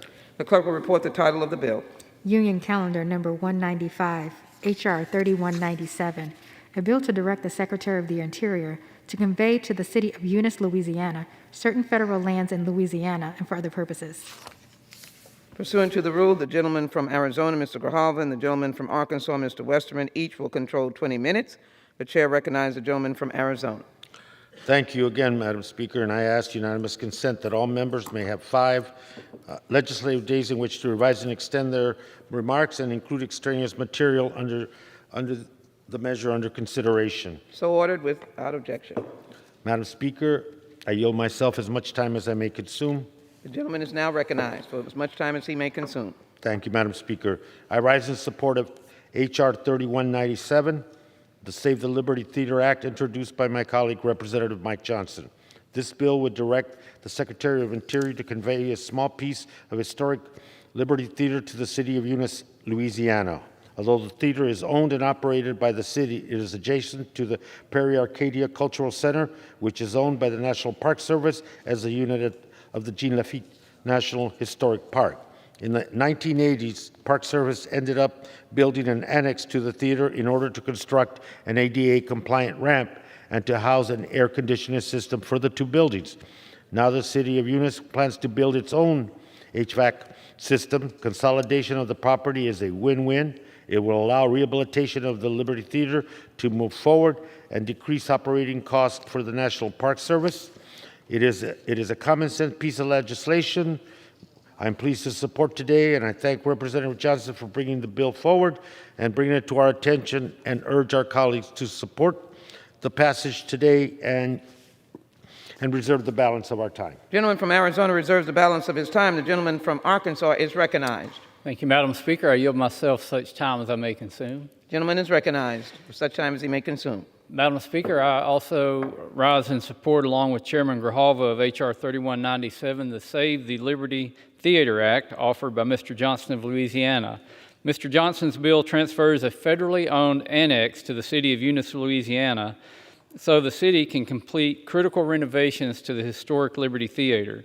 Transferring this annex will allow the park to replace the HVAC system in the adjacent Prairie Acadian Cultural Center, and allow the city of Eunice to install a new HVAC system in the theater and perform other renovations that are currently hindered due to the National Park Service's ownership interest. This transfer will result in cost savings for the National Park Service and the taxpayer. I commend Mr. Johnson for his work to save this important Louisiana landmark and building local support for his legislation. I urge adoption of the measure, and I hope that the Senate will take up this bill very soon. I reserve the balance of my time. Gentleman from Arkansas reserves his time, the balance of his time. Now the gentleman from Arizona is recognized. Madam Speaker, reserve the balance of our time. Gentleman reserves from Arizona. Gentleman from Arkansas is recognized. Thank you, Madam Speaker. Again, I urge adoption and yield back the balance of my time. Gentleman from Arkansas yields back the balance of his time. The gentleman from Arizona is recognized. Thank you, and I urge my colleagues to support the legislation, and I yield back the balance of our time. Gentleman yields back all of his time, the balance of his time. The question is now, will the House suspend the rules and pass the bill H.R. 3197? Those in favor say aye. Those opposed, no. In the opinion of the chair, two-thirds being in the affirmative. For what purposes, gentlemen, rise? I ask for recorded vote, please. Pursuant to Section 3S of House Resolution 8, the yeas and nays are ordered. Pursuant to Clause 8 of Rule 20, further proceedings are postponed.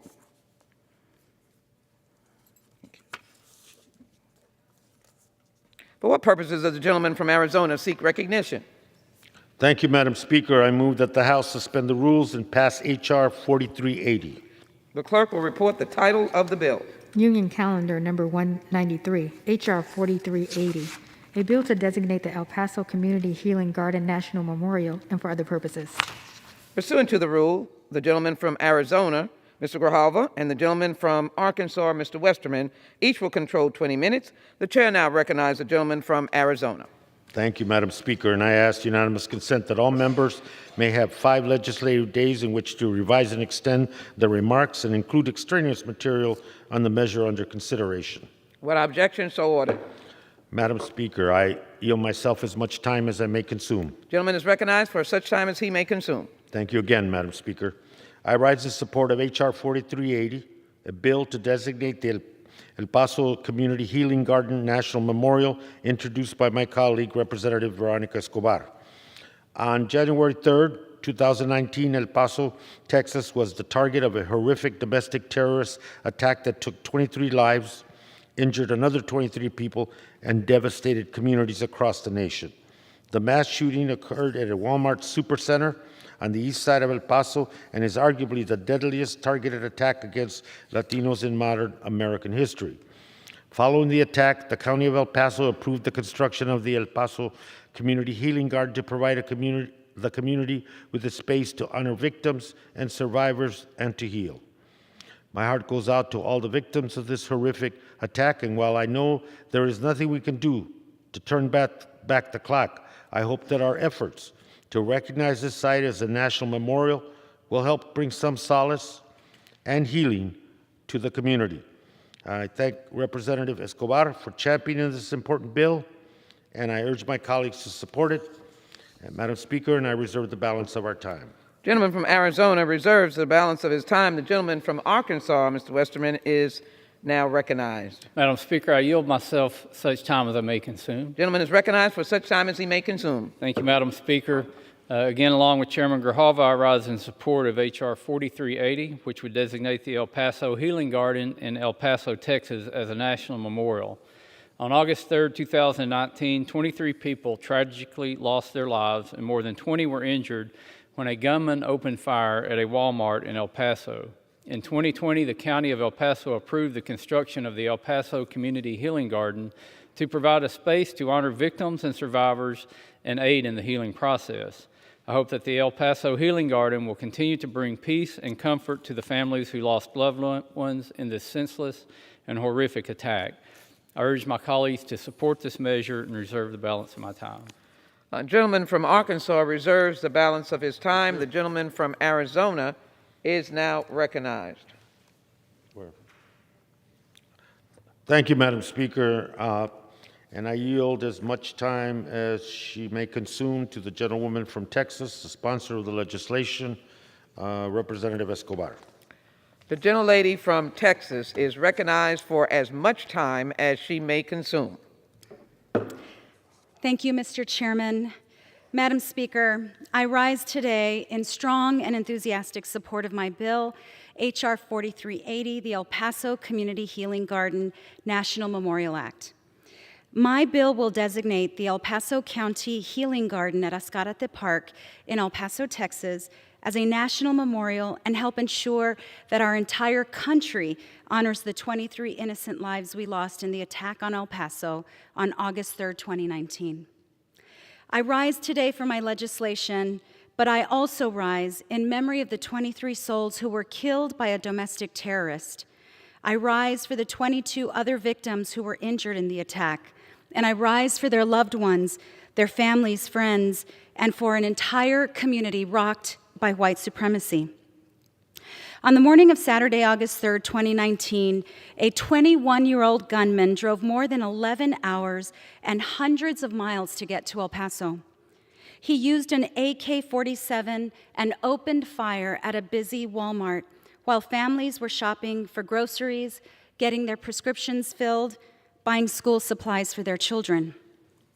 He killed couples, grandparents, siblings, brand new parents. His youngest victim was just 15 years old.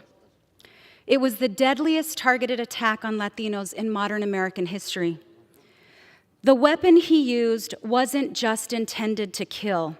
An AK-47 rips flesh, bones, and arteries to shreds.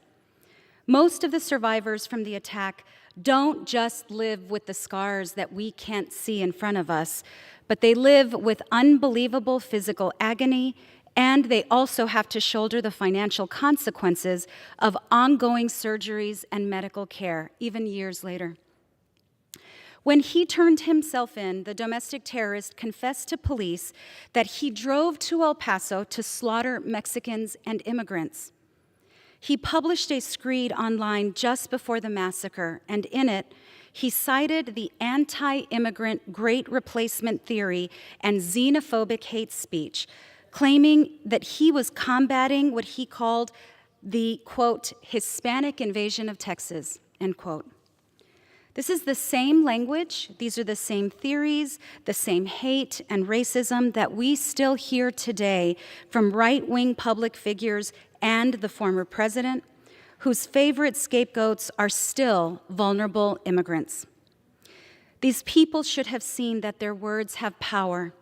Unfortunately, however, instead of learning from this tragedy, racists and supremacists have grown more emboldened.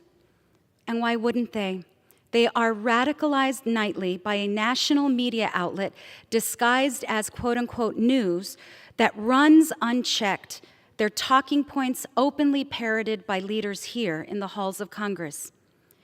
Our safe, loving, welcoming community, a community of goodwill, is seen as a threat by people with hate in their heart. And the language of hate draws a target on the backs of the most vulnerable. And on August 3rd, El Paso paid the price.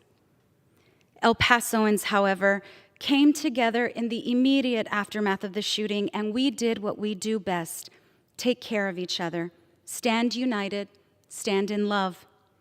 We represent the best of America, and El Pasoans continue to be a source of great hope for me. El Paso is strong, we are resilient, but we deserve justice and recognition. I am honored to help ensure that what happened in El Paso is not forgotten, not anywhere, not in any corner of this country, that we remember every victim and we work to prevent more tragedy. I would like to close my time, Madam Speaker, by sharing the names of the victims. Andre Pablo Anchondo, Jordan K. Anchondo, Arturo Benavides, Jorge Calvillo Garcia, Leonardo Campos Jr., Maribel Hernandez Loya, Adolfo Cerros Hernandez, Sarah Esther Regalado Monreal, Guillermo Coach Memo Garcia, Angelina Silva Inglesby, Maria Muñoz Flores, Raúl Estrada Flores, Gerhard Alexander Hoffman, David Alva Johnson, Luis Alfonso Juarez, Maria Eugenia Legarreta Roth, Ivan Manzano, Gloria Irma Marquez, Elsa L. Mendoza, Margie Record, Javier Amir Rodriguez, Teresa Trinidad Sanchez Guerra, and Juan de Dios Velázquez. May they rest in peace, may their families find comfort, and may our country learn from this tragedy. Thank you, Mr. Chairman. Madam Speaker, I yield back. The gentlewoman from Texas yields back. Reserved, Madam Gentleman from Arizona? Gentleman reserves. Gentleman from Arkansas is recognized. Thank you, Madam Speaker. And again, I support this bipartisan bill. It's unfortunate that something this that has so much agreement on it that people would point fingers at political figures or political movements and try to assign the actions of a disturbed radical individual to a political party or to a political figure. I do support this. I wish that the debate hadn't gone in this direction, but I reserve the balance of my time. Gentleman from Arkansas reserves the balance of his time. Gentleman from Arizona is now recognized. Thank you, Madam Speaker, and I yield 2 minutes to the gentleman from Texas, Mr. Castro. Gentleman from Texas, Mr. Castro, is recognized for 2 minutes. Thank you, Madam Speaker. The gun violence epidemic has horribly impacted American communities across the nation, and Texas is no exception, and neither was El Paso. In 2019, the El Paso community was shaken to its core when a crazed gunman drove more than 11 hours to stop what he called, quote unquote, the Hispanic invasion of Texas. All of us know that this hatred and bigotry was encouraged from the highest levels of our government and played upon stereotypes developed in American media from hard news to Hollywood for generations. This appalling event led to 23 innocent lives being cut short and dozens injured in the deadliest targeted attack on Latinos in modern American history. But El Pasoans did not collapse in the face of tragedy. Instead, they banded together to mourn their loved ones and rebuild their community. And we as Americans stood with them. That summer, we were all El Paso strong. By designating the El Paso Community Healing Garden as a federally recognized national memorial site, we will continue to honor the victims and provide solace to the survivors who have shown their remarkable strength and resiliency on their path to healing. I strongly support my friend Rep. Escobar's bill, H.R. 4380, and urge my colleagues to do the same. Gentleman from Arizona. Thank you. And Madam Speaker, continue to reserve our time. Gentleman from Arkansas. I reserve. Gentleman from Arizona. I have no further request.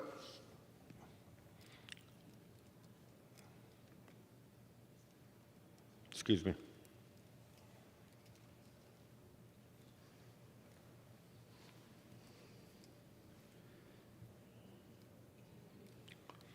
Arizona. Thank you, Mr. Speaker. Are you going to speak on this? Let me, gentlelady, Ms. Jackson, Representative Jackson Lee's yield 2 minutes. Representative from Texas is recognized. I thank the chairman and thank you for the time. I rise in strong commitment and recognition of this healing garden legislation, H.R. 4380, and thank my colleagues, Congresswoman Escobar, whose legislation it is, and Congressman Castro and Grijalva, and the gentleman from Arkansas, for recognizing, first of all, that we stand united in the acknowledgement of the pain and violence that these families experienced, and the tragedy of someone coming to target innocent families and children and bestowing upon innocent persons that they were invading this country who has a statute of liberty that says, bring us your forlorn, your weary. And I want to congratulate for the leadership that she gave, the strength that she showed, Congresswoman Escobar, who I saw as I traveled to El Paso. She truly exhibited El Paso strong, as so many of us came to mourn with her. We were broken, but we were resolved that we would never stand for this again. It was a terrorist act, and it was against people simply because of their race and their ethnic background. I visited those in the hospital that were wounded, some of whom died later. I attended funerals where families lost mothers and fathers. I'll never forget this enormous and devastating tragedy and the viciousness of this act. And so I rise to support this legislation and to say never again, and to thank Congresswoman Escobar for reminding us that we are Americans, and this violence, this hatefulness will not stand. We ask those in leadership positions to not call names of people who are of backgrounds they don't understand. Let us stand in prayer and unity for the families in El Paso. With that, I yield back. Thank you. The gentlelady yields. The gentleman from Arizona reserves. Thank you. The gentleman from Arkansas is recognized. Gentleman from Arkansas reserves. Gentleman from Arizona is recognized. I'm prepared to close. I reserve. The gentleman reserves. Gentleman from Arkansas. Thank you, Mr. Speaker. Again, I urge adoption of this bill, and I yield back the balance of my time. The gentleman from Arkansas yields. The gentleman from Arizona is recognized. Thank you, Mr. Speaker, and thank the ranking member for helping bring this to the floor.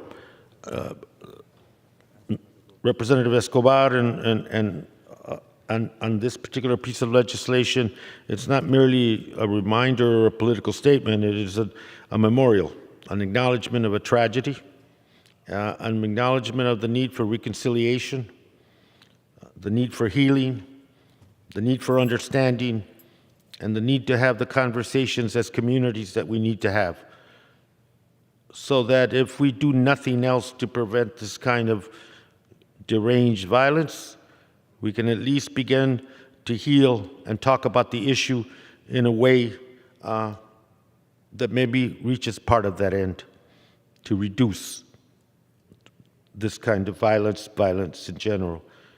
I speak from very limited experience, but vital experience.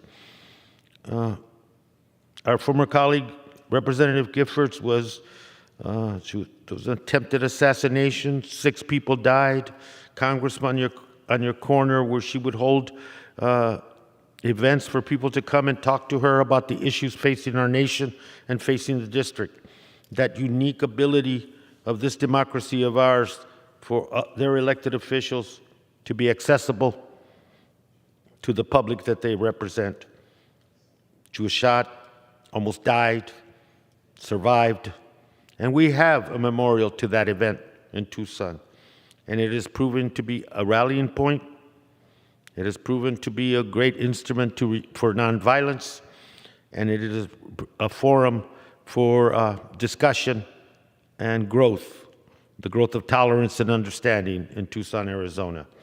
So with that, let me urge support for this legislation and thank the ranking member and yield back the remainder of my time, Madam Speaker. The gentleman from Arizona yields back his time, all time having been yielded back. The question is, will the House suspend the rules and pass the bill H.R. 4380? Those in favor say aye. Those opposed, no. In the opinion of the chair, 2/3 being in the affirmative. Purposes, the gentleman from Maryland seek recognition. I request a recorded vote on this question. Pursuant to Section 3S of House Resolution 8, the yeas and nays are ordered. Pursuant to Clause 8 of Rule 20, further proceedings are postponed. For what purposes does the gentleman from Arizona now seek recognition? Thank you, Madam Speaker. Once again, I move that the House suspend the rules and pass Bill H.R. 5001 as amended. The clerk will report the title of the bill. Union Calendar Number 192, H.R. 5001, a bill to authorize the Secretary of the Interior to continue to implement endangered fish recovery programs for the Upper Colorado and San Juan River basins and for other purposes.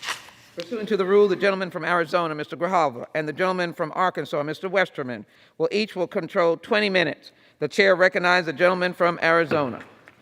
Thank you, Madam Speaker. And I ask unanimous consent that all members may have 5 legislative days in which to revise and extend the remarks and include extraneous material on the measure under consideration. The gentleman is recognized without objection to submit that. Madam Speaker, I yield myself as much time as I may consume. The gentleman is recognized for such time as he may consume.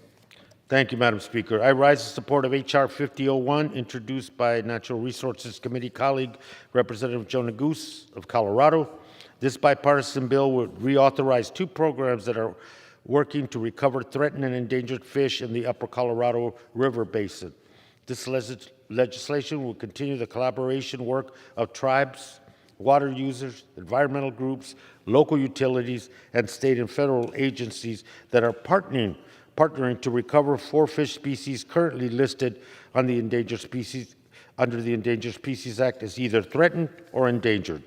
These programs provide Endangered Species Act compliance for projects that use water resources from the San Juan River and the Upper Colorado River basins, so these rare native fish can be recovered while human water use can continue.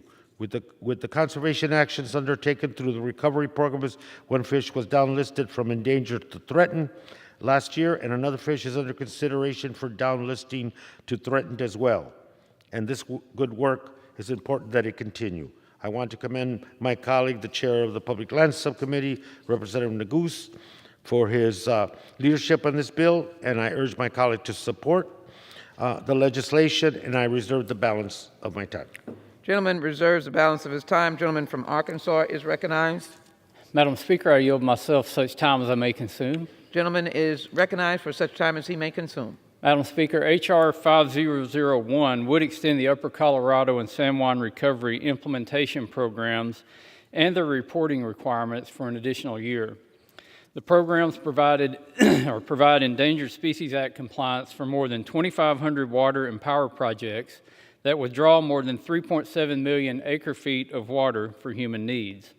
The program's goals are to recover 4 endangered fish species while continuing facility operations, with the ultimate goal of species delisting. Last year, the Fish and Wildlife Service reclassified one of these species, the humpback chub, from endangered to threatened, and proposed a similar reclassification for the razorback sucker. And Madam Speaker, if it's got razorback in the name, it's got to be important. We need to take care of it. Current laws require the Secretary of the Interior to submit a report to Congress by September 30th, 2021 on recommendations for the programs post-2023. Unfortunately, the Department of the Interior failed to meet this deadline. As such, we're here today extending the programs by 1 year in order to give the administration enough time to complete the report. While I support the extension today, I want to be clear that any further extension of the programs will require an in-depth discussion of the program's goals, achievements, and administrative overhead costs. I reserve the balance of my time. Arkansas reserves the balance of his time. Gentleman from Arizona is recognized. Thank you, Madam Speaker. I reserve the balance of our time.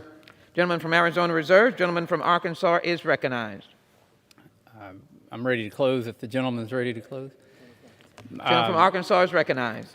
Madam Speaker, again, I support this bill. I support the razorback sucker, and I yield back the balance of my time.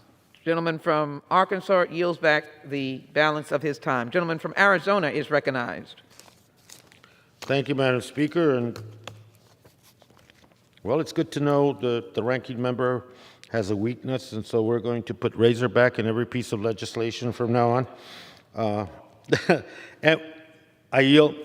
I have no further speakers, and yield the balance of our time. Gentleman from Arizona yields the balance of his time.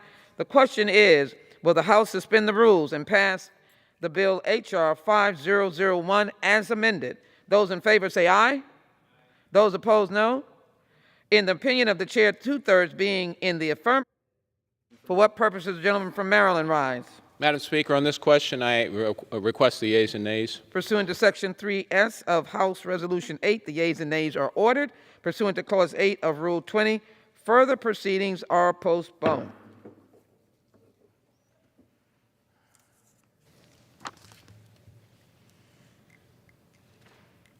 For what purpose does the gentleman from Arizona rise?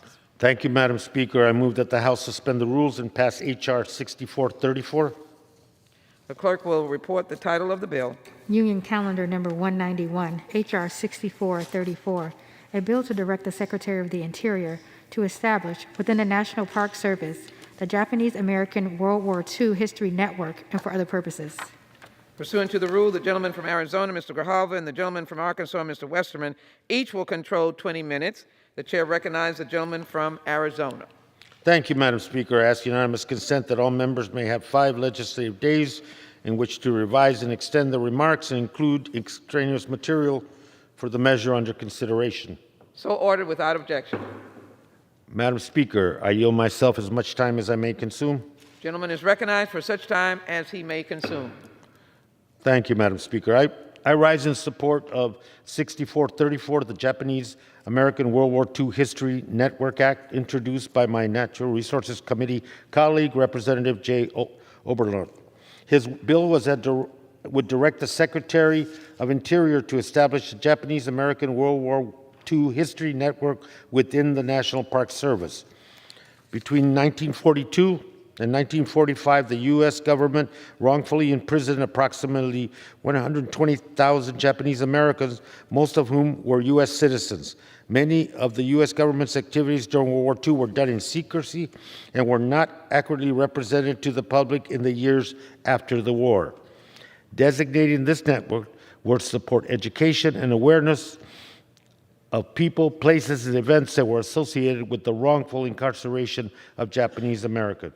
This effort will be a welcome complement to existing Japanese American confinement sites grant programs, which we are looking to reauthorize and strengthen today through Representative Matsui's legislation, which we considered earlier this afternoon.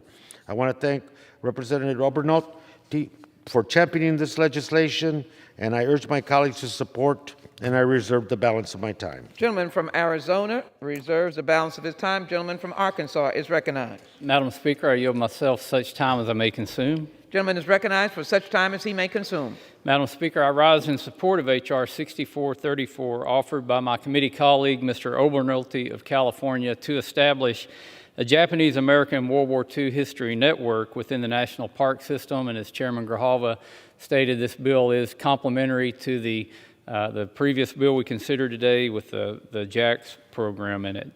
Following the attack on Pearl Harbor, tens of thousands of Japanese Americans were forcibly removed from the West Coast to relocation centers across the United States. Japanese Americans were imprisoned without trial and forced to relocate to some of the most remote areas of our country with few personal belongings. My state of Arkansas was home to 2 relocation camps, Rohr in Desha County and Jerome in Chico and Drew counties. Mr. Obernolte's bill, which I have proudly co-sponsored, would establish a cohesive national network to increase the visibility of all sites related to the Japanese-American experience during World War II.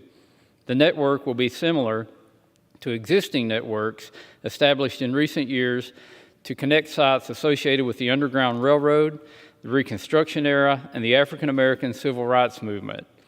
At the legislative hearing, Mr. Bruce Sato, chair of the Friends of Manzanar, testified about this critical network, saying that, quote, "We must continue to strengthen the network, continue to connect the dots through the network so this tragic and very important lesson in history is never forgotten." The new network will be an important tool to ensure that this history, no matter how painful it may be, is always remembered and the important stories of interred Japanese Americans are told with honor and respect. In addition to the Friends of Manzanar, we have received letters of support from the Amachi Preservation Society, the National Conference of State Historic Preservation Officers, the National Japanese American Historical Society, and the Arkansas Historic Preservation Program. I commend Mr. Obernolte for his work on this important legislation that will help future generations learn from and reflect on the experiences of Japanese Americans during World War II. I urge my colleagues to support this important bill. I'm prepared to close and reserve the balance of my time. Gentleman from Arkansas reserves the balance of his time. The gentleman from Arizona is recognized. Prepare to close, and I reserve. Gentleman is prepared to close. Gentleman from Arkansas is recognized. Thank you, Madam Speaker. Again, I thank the chairman for his support. Thank Mr. Obernolte. Urge adoption of the bill and yield back the balance of my time. Gentleman from Arkansas yields back the balance of his time. The gentleman from Arizona is recognized. Yeah, let me thank Mr. Obernolte, colleague in the committee, Matsui, a former colleague from the committee, for 2 pieces of very important legislation that looks at the realism that we need to look at in terms of our history as a nation. They're complementary. They're good pieces of legislation. I urge their approval, and I yield back the balance. Gentleman from Arizona yields back the balance of his time, all time having been yielded back. The question is, will the House suspend the rules and pass the bill H.R. 6434? Those in favor say aye. Those opposed, no. In the opinion of the chair, 2/3 being in the affirmative. For what purposes, the gentleman from Maryland rise? Madam Speaker, on this issue, on this question, I request the yeas and nays. Pursuant to Section 3S of House Resolution 8, the yeas and nays are ordered. Pursuant to Clause 8 of Rule 20, further proceedings are postponed. Pursuant to Clause 12A of Rule 1, the chair now declares the House in recess until approximately 6:30 p.m. today.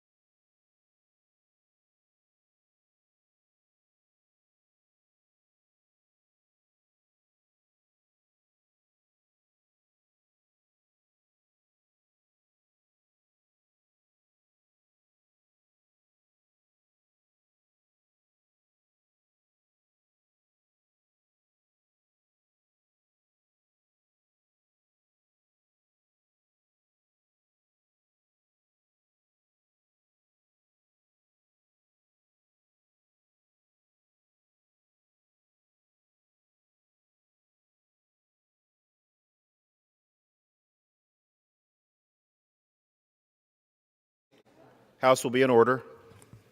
Pursuant to Clause 8 of Rule 20, the unfinished business is the vote on the motion of the gentleman from Arizona, Mr. Gravalla, to suspend the rules and pass H.R. 3113 as amended, on which the yeas and nays are ordered. The clerk will report the title. H.R. 3113, a bill to require the Secretary of the Interior, the Secretary of Agriculture, and the Assistant Secretary of the Army for Civil Works to digitize and make publicly available geographic information system mapping data relating to public access to federal land and waters for outdoor recreation and for other purposes. The question is, will the House suspend the rules and pass the bills as amended? Members will record their votes by electronic device.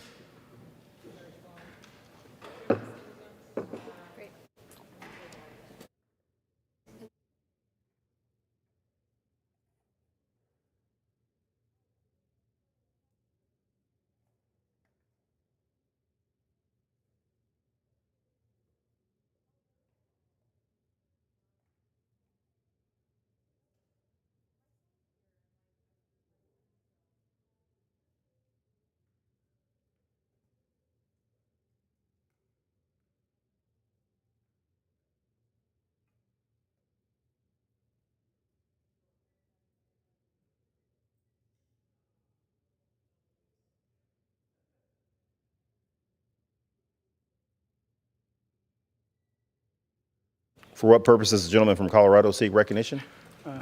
Thank you, Mr. Speaker. It's good to see you, too. As the member designated by Mr. Joe Neguse of Colorado's 2nd Congressional District, where there is some of the world's finest skiing, I inform the House that Mr. Joe Neguse will vote yes on H.R. 3113.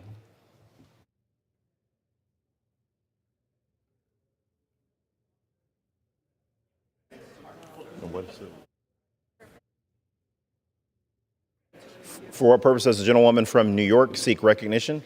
As the member designated by Representative Jamal Bowman, I inform the House that he will vote yes on H.R. 3113.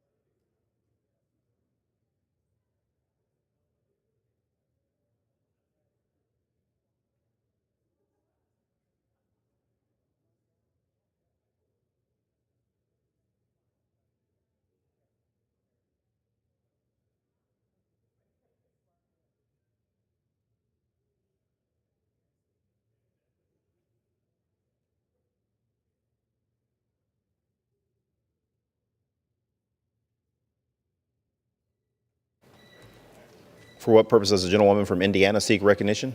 Mr. Speaker, as a member designated by Ms. Miller of West Virginia, I inform the House that Ms. Miller of West Virginia will vote yea on H.R. 3113. For what purpose does the gentleman from Connecticut seek recognition? As the member designated by the chairman of the House Appropriations Committee, Ms. DeLauro of Connecticut, I inform the House that Ms. DeLauro will vote yes on H.R. 3113.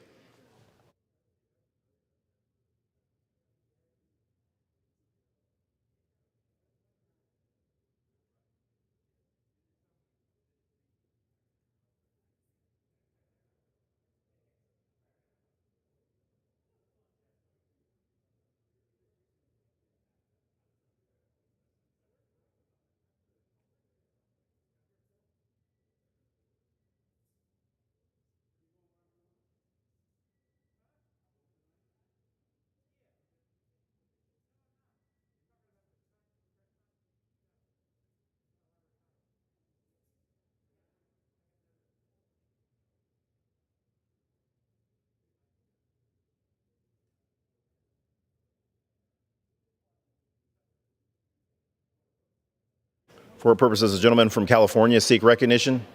Mr. Speaker, as member designated by the following members: Garamendi, McNerney, Bordeaux, I inform the House that these members will vote yes on H.R. 3113.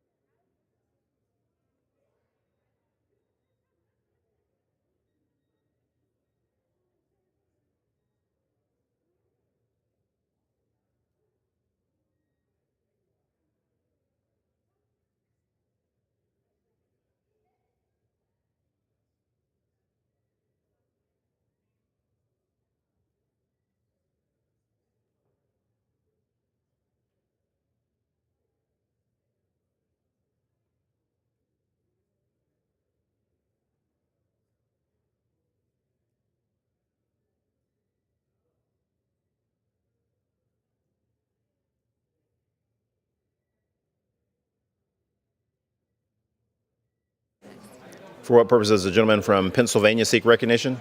Mr. Speaker, as a member designated by Ms. Lesko, I inform the House that Ms. Lesko will vote yea on H.R. 3113. Thank you.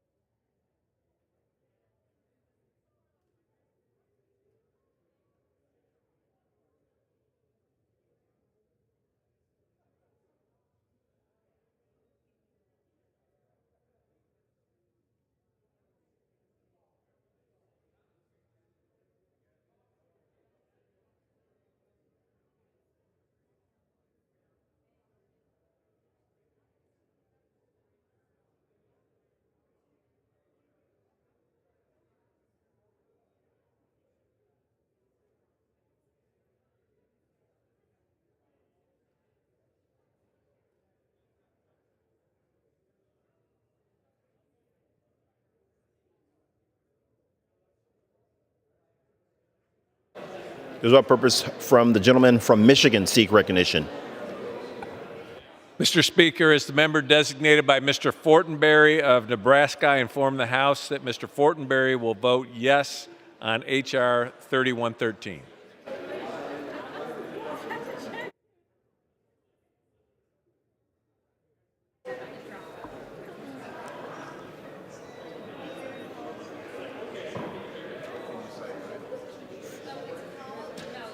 For what purpose does the gentleman from Tennessee seek recognition? Mr. Speaker, as a member designated by Mr. Desjardins of Tennessee, I inform the House that Mr. Desjardins will vote yea on H.R. 3113. Thank you. For what purpose does the gentleman from Pennsylvania seek recognition? Mr. Speaker, as a member designated by Mr. Lawson, for the House, that Ms. Lawson votes yes on H.R. 3113 on the motion to suspend the rules. Thank you.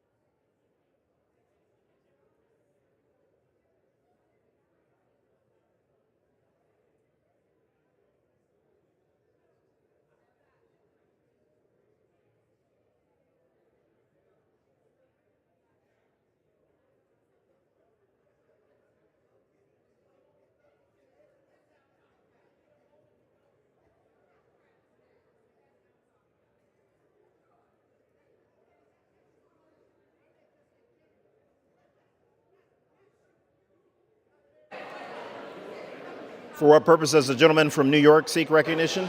As the member designated by Chairwoman Zoe Lofgren, Chairwoman Eddie Bernice Johnson, and Dr. Kim Schreier, I inform the House that these members will vote yea on H.R. 3113.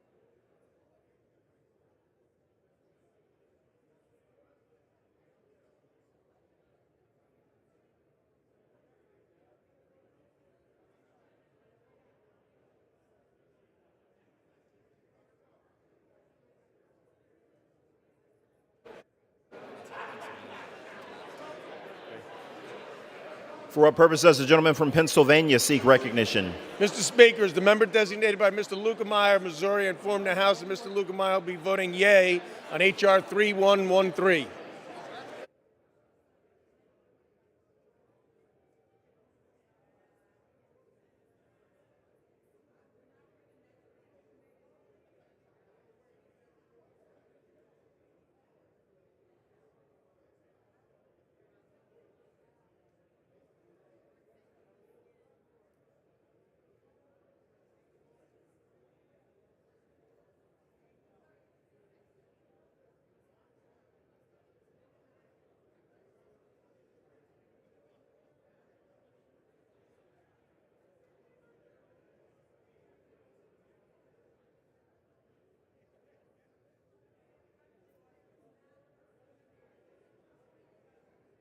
For what purpose does the gentlewoman from Pennsylvania seek recognition?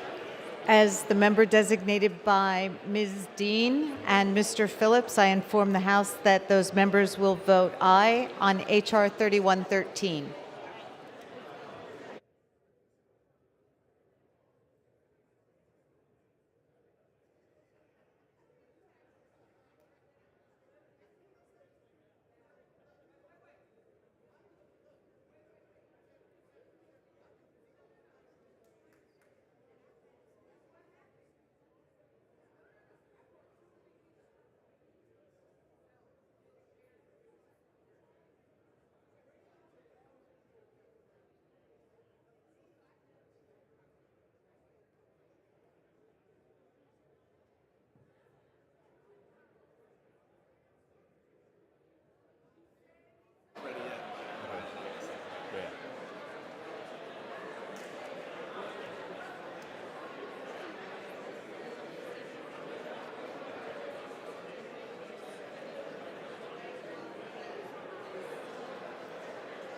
For what purpose does the gentleman from Rhode Island seek recognition? Mr. Speaker, as a member designated by Ms. Wilson of Florida, home to the oldest manatee in captivity ever, who passed away in 2017 at 69 years old, I inform the House that Ms. Wilson will vote yes on H.R. 3113.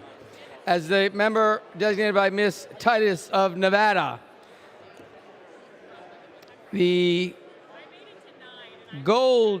nicknamed the Silver State and home to America's largest silver deposit. I inform the House that Ms. Titus will vote yes on H.R. 3113.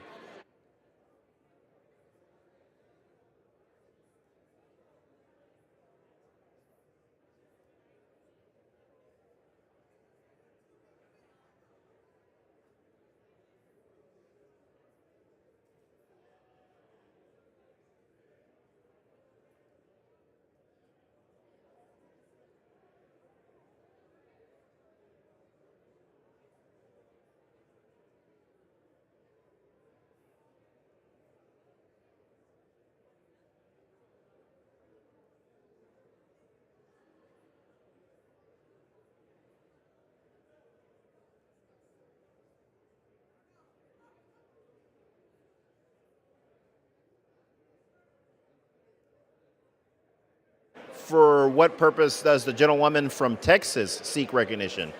Mr. Speaker, as the member designated by Ms. Roybal Allard, I inform the House that she will vote yes on H.R. 3113.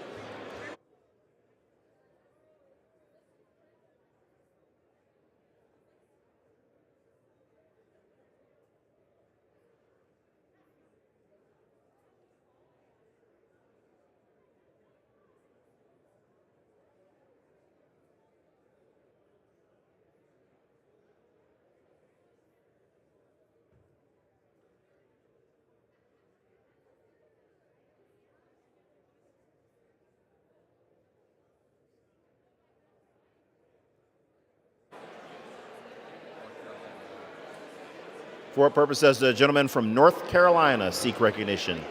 Mr. Speaker, as a member designated by Mr. Kildee of Michigan, I inform the House that Mr. Kildee will vote yes. He will vote yes on H.R. 3113.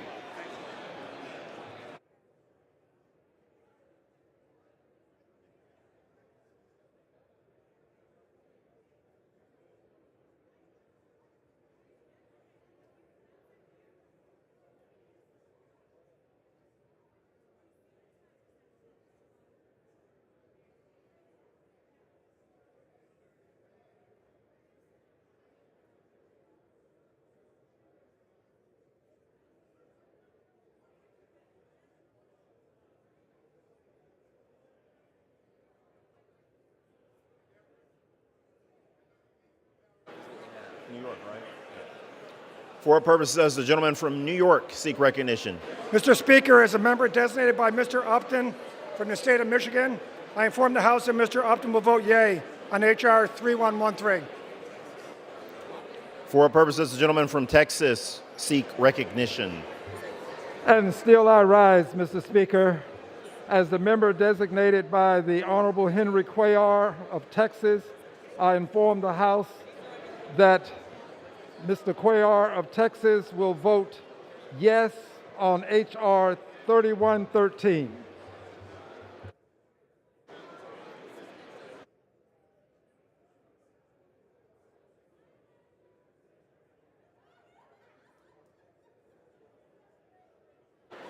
For what purpose does the gentleman from Texas seek recognition? Mr. Speaker, as a member designated by Mr. Carter of the great state of Texas, I inform the House that Mr. Carter will vote yes on H.R. 3113.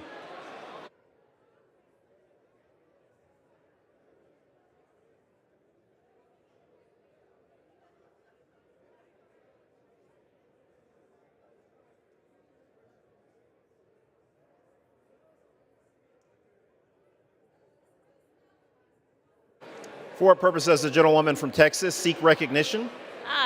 Madam Speaker, thank you very much. As the member designated by Ms. Kay Granger of the great state of Texas, I inform the House that Ms. Granger will vote yea on H.R. 3113.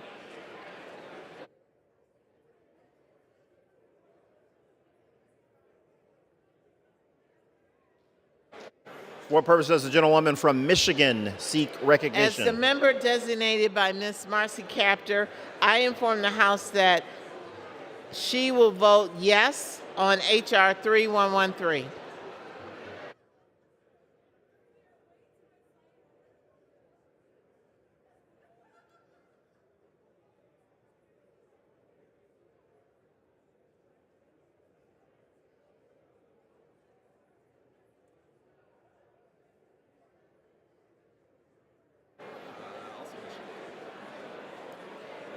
For what purpose does the gentlewoman from Michigan seek recognition?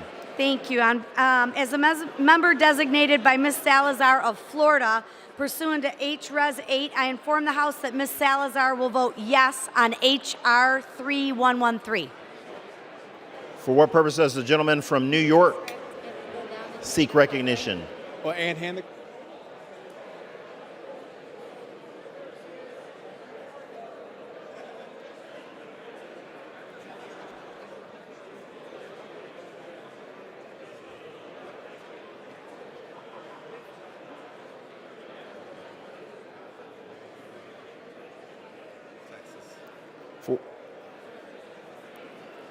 For what purpose does the gentleman from New York seek recognition? Designated by Mr. Golden, I inform the House that Mr. Golden will vote yes on H.R. 3113. For what purpose does the gentleman from Texas seek recognition? Mr. Speaker, as the member designated by Mr. Rice of the great state of South Carolina, I inform the House that Mr. Rice's vote will be a yay on H.R. 3113. Thank you, and I yield back. For what purpose does the gentleman from New Jersey seek recognition? Mr. Speaker, as the member designated by Mr. Albio Series, Mr. Peter Welch, Ms. Ann Kirkpatrick, Mr. Andy Kim, Mr. Bill Pascrell, Ms. Bonnie Watson Coleman, and Mr. Donald Payne, I inform the House that these members will vote yes on H.R. 3113.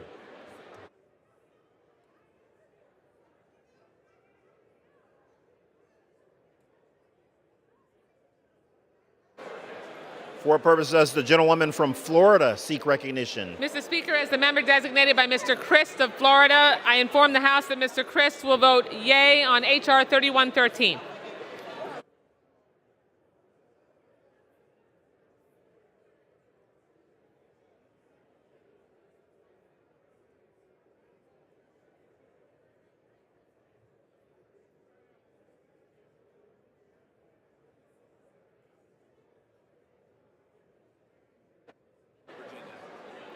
For what purpose does the gentleman from Virginia seek recognition?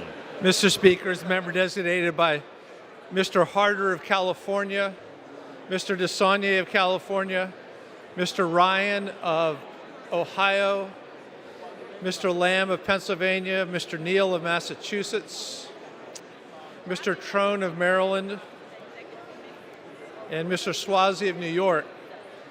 I inform the House that these 7 members will vote yes on H.R. 3113.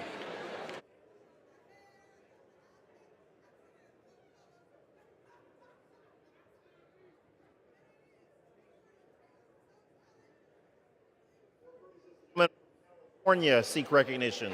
As the member designated by Mr. Cardenas, I inform the House that Mr. Cardenas will vote aye on H.R. 3113.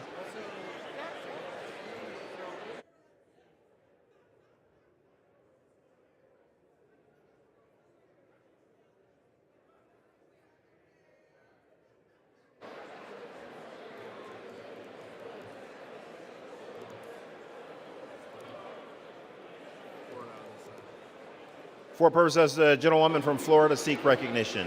Thank you, Mr. Speaker. As the member designated by Mr. McHenry of North Carolina, I inform the House that Mr. McHenry will vote yay on H.R. 3113.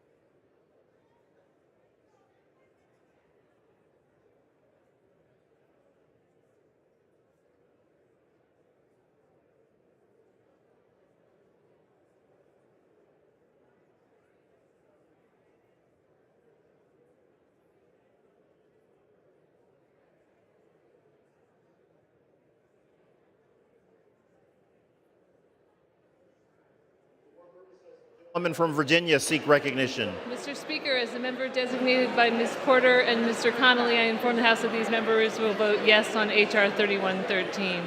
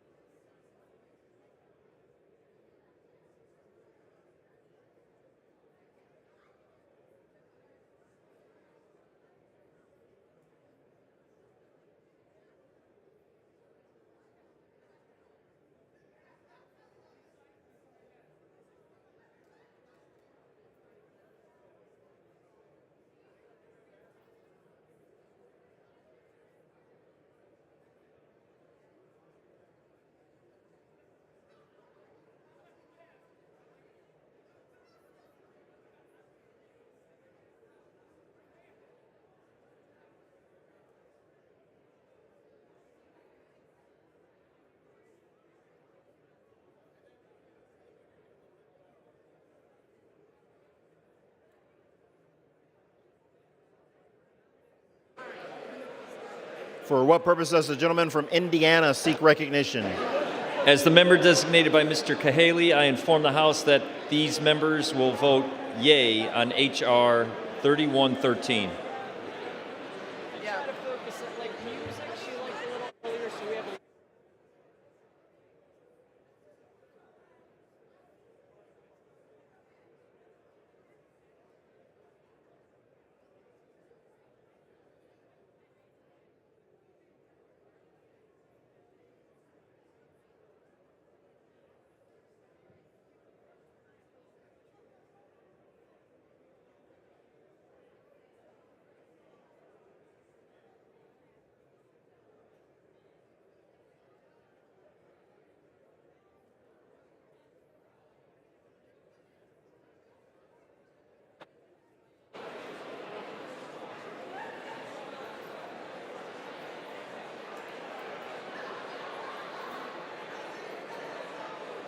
For what purpose does the gentleman from Florida seek recognition? Mr. Speaker, as a member designated by Mr. Jimenez of Florida, I inform the House that Mr. Jimenez will vote yay on H.R. 3113.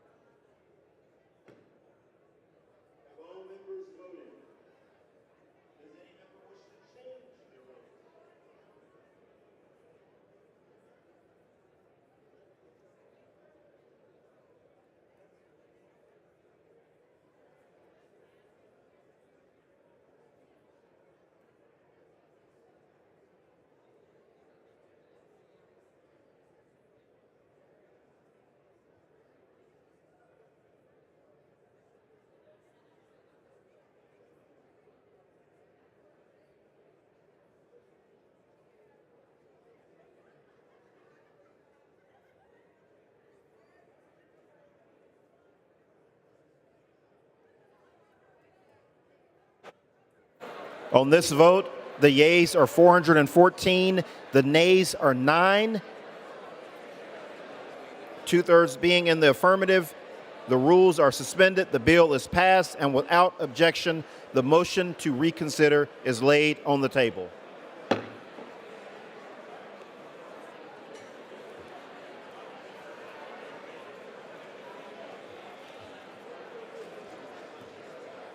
Pursuant to Clause 8 of Rule 20, the unfinished business is the vote on the motion of the gentleman from Arizona, Mr. Gravalia, to suspend the rules and pass H.R.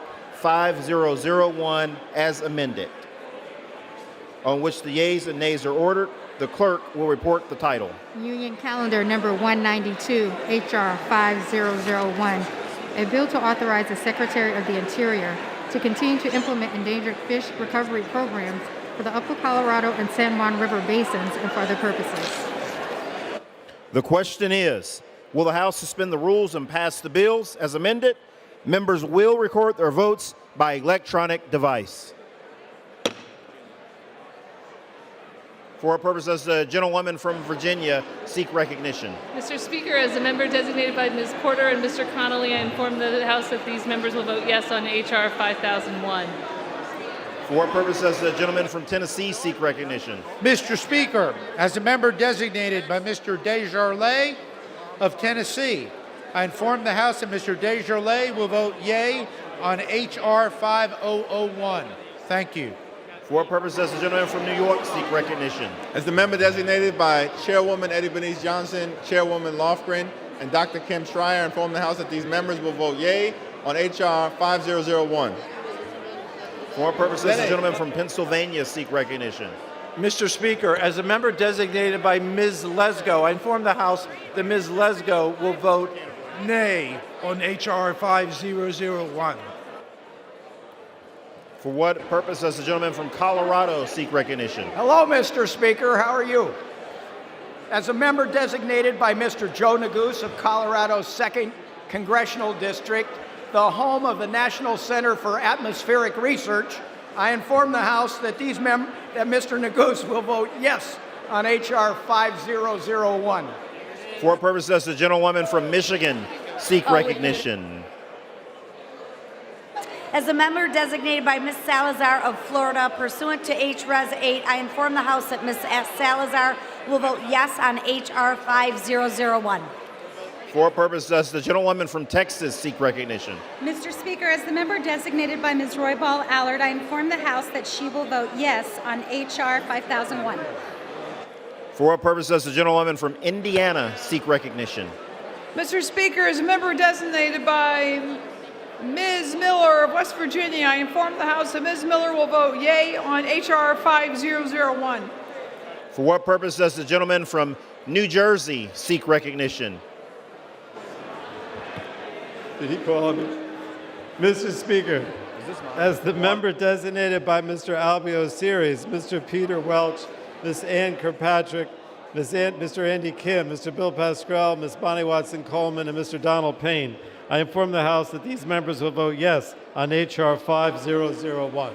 For what purpose does the gentlewoman from Texas seek recognition? Dear Mr. Speaker from the wonderful state of Texas, as the member designated by Ms. Kay Granger, I inform the House that Ms. Granger will vote yea on H.R. 5001. For what purpose does the gentleman from Texas seek recognition? And still I rise, Mr. Speaker, as the member designated by the Honorable Henry Cuellar of Texas. I inform the House that Mr. Cuellar will vote yes on H.R. 5001. For what purpose does the gentleman from Michigan seek recognition? Mr. Speaker, as the member designated by Mr. Fortenberry of Nebraska, I inform the House that Mr. Fortenberry will vote yes on H.R. 5001. For what purpose does the gentlewoman from Michigan seek recognition? Mr. Speaker, as the member designated by Ms. Marcy Kaptur, I inform the House that she will vote yes on H.R. 5001. For what purpose does the gentleman from Texas seek recognition? Mr. Speaker, as a member designated by Mr. Carter, great state of Texas, I inform the House that Mr. Carter will vote yes on H.R. 5001. For what purpose does the gentlewoman from New York seek recognition? As the member designated by Representative Jamal Bowman, I inform the House that he will vote yes on H.R. 5001. For what purpose does the gentleman from New York seek recognition? Mr. Speaker, as a member designated by Mr. Upton from Michigan, I inform the House that Mr. Upton will vote yea on H.R. 5001. For what purpose does the gentleman from Pennsylvania seek Mr. recognition? Speaker, as a member designated by Mr. Austin, Mr. Lawson votes yes on H.R. 5010. For what purpose does the gentleman from Pennsylvania seek recognition? Mr. Speaker, as the member designated Mr. Lukemeyer of Missouri, I inform the House that Mr. Lukemeyer will vote yea on H.R. 5001. For what purpose does the gentleman from Connecticut seek recognition? Thank you, Mr. Speaker. Mr. Speaker, as the member designated by the chairwoman of the House Appropriations Committee, Ms. DeLauro, I inform the House that Ms. DeLauro will vote yes on H.R. 5001. For what purpose does the gentlewoman from Florida seek recognition? Thank you, Mr. Speaker. As the member designated by Mr. McHenry of North Carolina, I inform the House that Mr. McHenry will vote yea on H.R. 5001. For what purpose does the gentleman from Rhode Island seek recognition? Mr. Speaker, as a member designated by Ms. Wilson of Florida, the state that became host to the first female to officiate at a Super Bowl, I inform the House that Ms. Wilson will vote yes on H.R. 5001. As a member designated by Ms. Titus of Nevada, the state that has the city of Las Vegas, the city that has the most hotel rooms of any city on the planet, I inform the House that Ms. Titus will vote yes on H.R. 5001. For what purpose does the gentlewoman from Pennsylvania seek recognition? As the member designated by Mr. Phillips and Ms. Dean, I inform the House that those members will vote yes on H.R. 5001. For what purpose does the gentleman from Indiana seek recognition? As a member designated by Mr. Cahaley, I inform the House that these members will vote yes on H.R. 5001.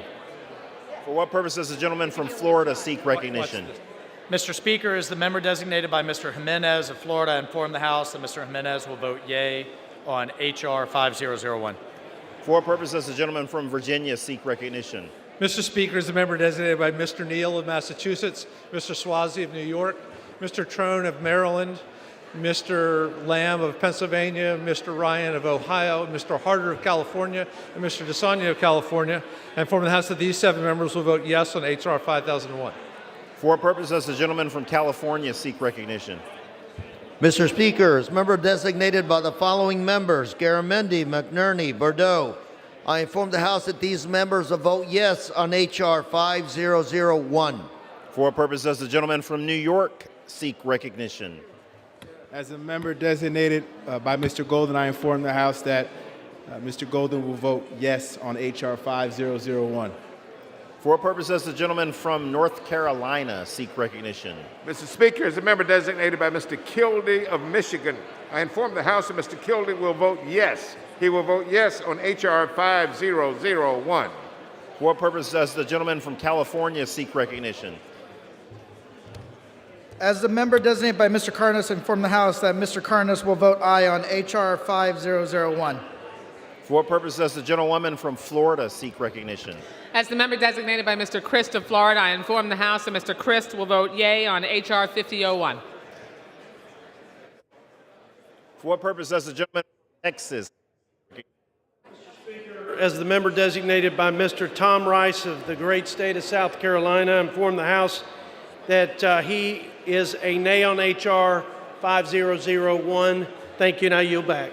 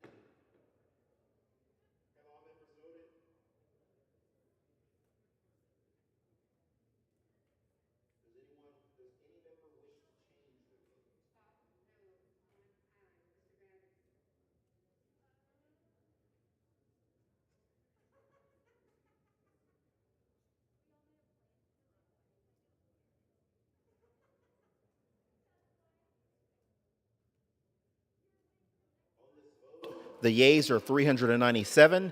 The nays are 27. Two affirmative. Pass them without objection. The motion to reconsider is laid on the table.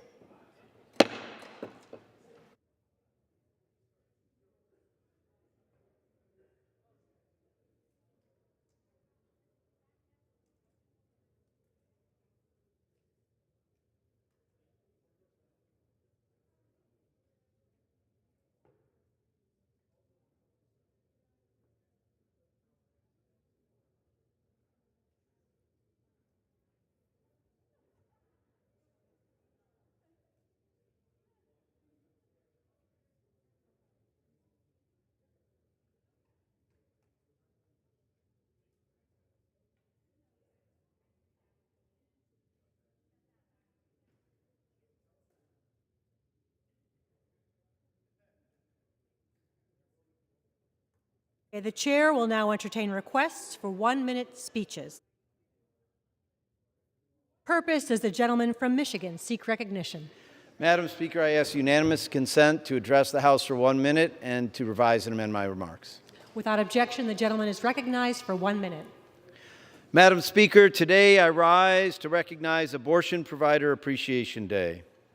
In March of 1993, Dr. David Gunn was killed outside his abortion clinic by a white supremacist, anti-abortion extremist. To honor his legacy, this day was established. Last week, his children, David Jr. and Wendy, joined a deeply moving press conference to celebrate the essential, compassionate, necessary health care providers deliver courageously, despite pressures, restrictions, political interference, and violent threats to their personal safety.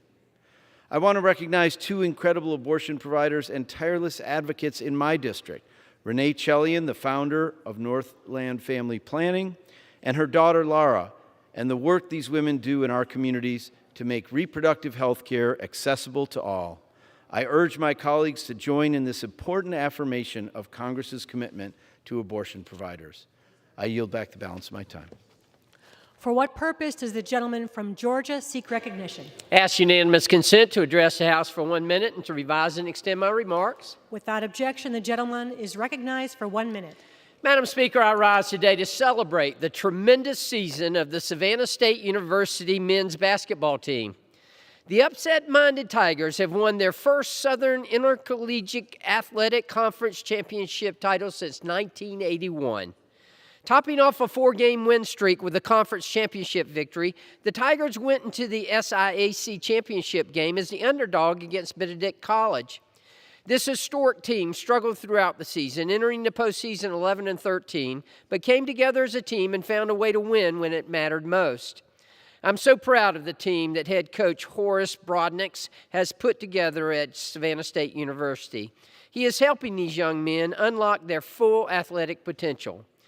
The season is not over, as the Tigers are now preparing for their shot at the NCAA Division II National Tournament. This has not been an easy season by any means, but the Tigers have momentum and drive to keep them moving forward.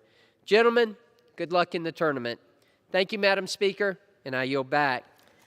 For what purpose does the gentlewoman from Ohio seek recognition? Madam Speaker, I ask unanimous consent to address the House for 1 minute and to revise and extend my remarks. The gentlewoman is recognized for 1 minute.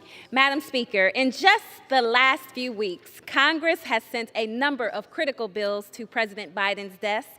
This includes legislation to finally making lynching a federal hate crime after more than 200 attempts across a century. It includes sweeping legislation to reform and repair the Postal Service, ensuring every American gets their mail on time. And it includes the government funding bill signed into law by the President today. The law reauthorizes the Violence Against Women Act, sends critical aid to Ukraine, cuts child care and education costs for families, supports our veterans, launches President Biden's Cancer Moonshot Initiative, and so much more. What's more, this flurry of activity comes on top of the historic bipartisan infrastructure law. Together with President Biden, we are delivering results for the people. Results, not rhetoric. Solutions, not sound bites. Headway, not headlines. And Madam Speaker, with that, I yield back. For what purpose does the gentleman from Pennsylvania seek recognition? Madam Speaker, request unanimous consent to address the House for 1 minute and to revise and extend my remarks. Without objection, the gentleman is recognized for 1 minute. Madam Speaker, over the weekend we celebrated National Canine Veteran Day. This day is set to honor the service and sacrifices of American military and working dogs throughout history. Military working dogs are vital to our military missions. Dogs can help sense incoming artillery, locate wounded soldiers, deliver messages between troops, and provide a much-needed morale boost on the front line. The original war dog is Sergeant Stubby, the most decorated war dog of World War I. He saw 4 offenses and 17 battles, and despite numerous injuries, he always returned to his regiment. Stubby's ability to warn of poison gas attacks, locate wounded soldiers, and alert his unit to incoming artillery shells ultimately earned him the rank of sergeant. Madam Speaker, we recognize our military working dogs on March 13th because that day, in 1942, the U.S. Canine Corps was officially created. Today, there are more than 3,000 military working dogs deployed around the globe. They are trained to perform a wide variety of critical and often dangerous tasks. Their work to support our service members and service our country should not go unrecognized. Thank you, Madam Speaker, and I yield back the balance of my time. For what purpose does the gentleman from Massachusetts seek recognition? I ask unanimous consent to address the House for 1 minute. Without objection, the gentleman is recognized for 1 minute. Madam Speaker, last week Congress passed a comprehensive bipartisan government funding bill that for the first time in over a decade delivered direct relief to community funding projects. In my district, I work with local and state elected officials, city and town managers, nonprofit organizations, and community and business leaders to identify top infrastructure, social services, and healthcare projects in need of federal investment. I thank the Appropriations Committee for fully funding all of these requests, which included a new workforce development institute for offshore wind, the expansion of a domestic violence shelter and a community health center, multiple projects to provide clean water for my constituents, dam and dredging improvements to protect against flooding disasters, and a project to support economic development. This funding bill represents a shift in Congress towards partnerships, good policy, and action. We must work to further advance bipartisan progress in the years ahead. I yield back. For what purpose does the gentleman from California seek recognition? Seek unanimous consent to address House 1 minute and revise the remarks. Without objection, the gentleman is recognized for 1 minute. Thank you, Madam Speaker. Last week, I joined several of my Republican colleagues on an official trip to view the southern border in Arizona. We received an operational briefing from the Border Patrol station in Yuma and toured their processing center. We also went on field tours to see the halted construction of the border wall and a staging site used by cartels for smuggling children across the border. I was horrified by what I saw. When President Biden halted construction of the border wall, he left giant strips of the border wide open for cartels to smuggle illegal drugs and even human trafficking victims into our country, women and children being abused in ways that are unimaginable. I was appalled to learn how the cartel recycles the child victims, so that they're basically the conduit to bring adults across. Then when they're done with that child inside this country, they take them back and recycle them again through the process. They prey on families by having them what they think they owe to the cartel and use their children in such a way. The filth, the trash left behind, the drugs, the containers of drugs, of pills you find there in the arroyos, in the washes. It's horrific all the way around. The gentleman's we must time has expired. control our border. I yield back. For what purpose does the gentleman from Wisconsin seek recognition? Consent to speak for 1 minute. Without objection, the gentleman is recognized for 1 minute. Tomorrow, we're going to be addressed by the head of state from Ukraine. I've been talking to people, young people, students, older people, if they know the background between those countries, specifically the Holodomor, a starvation of the Ukrainian people that took place in 1932 and 1933. I am shocked. I bet less than 10% of Americans know that 4 to 15 million, but at least 4 million Ukrainians were starved to death by the communist government in the early 1930s.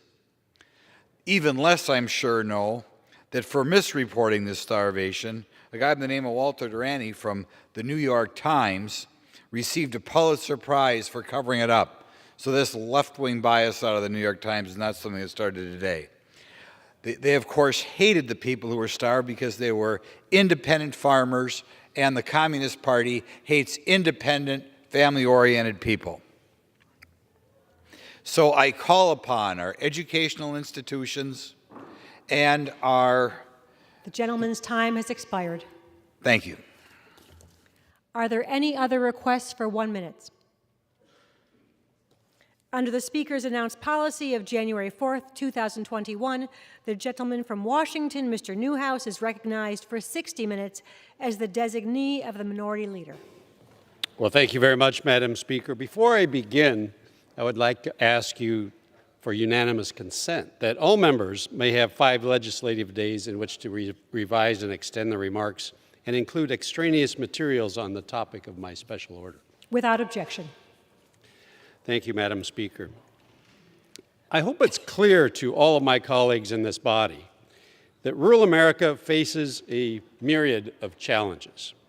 Every day, members of the Congressional Western Caucus, of which I'm very honored to be chairman of, and many partners throughout rural America are working to ensure that local communities across the country are heard in our nation's capital, right here, and that these challenges do not go unaddressed. For many in big cities and urban areas, I think it can be pretty easy to overlook our rural communities. But we truly are the backbone of our great country. And our challenges are not our challenges alone. Rather, they're reflective of the entire nation's challenges.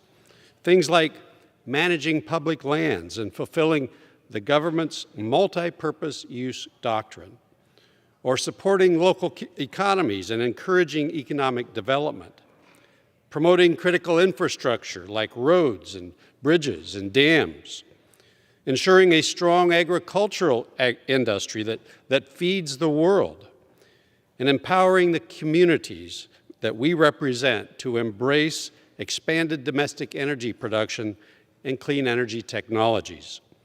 Our state, local, and private land managers, our conservation partners, small businesses, and local communities are eager to take the reins and make the improvements that we need, but they're consistently held back by bureaucratic red tape, delayed permitting processes that add years and millions of dollars in cost to projects, and outdated laws that don't take into account the best available science of modern technologies. Over and over again, I hear from my constituents in Central Washington State, and also from community leaders from across the United States, that we need to get the federal government out of the way. That's why, throughout this month of March, the Congressional Western Caucus members are taking the opportunity to highlight why reforming our duplicative and burdensome permitting process is the key to unlocking rural America's potential.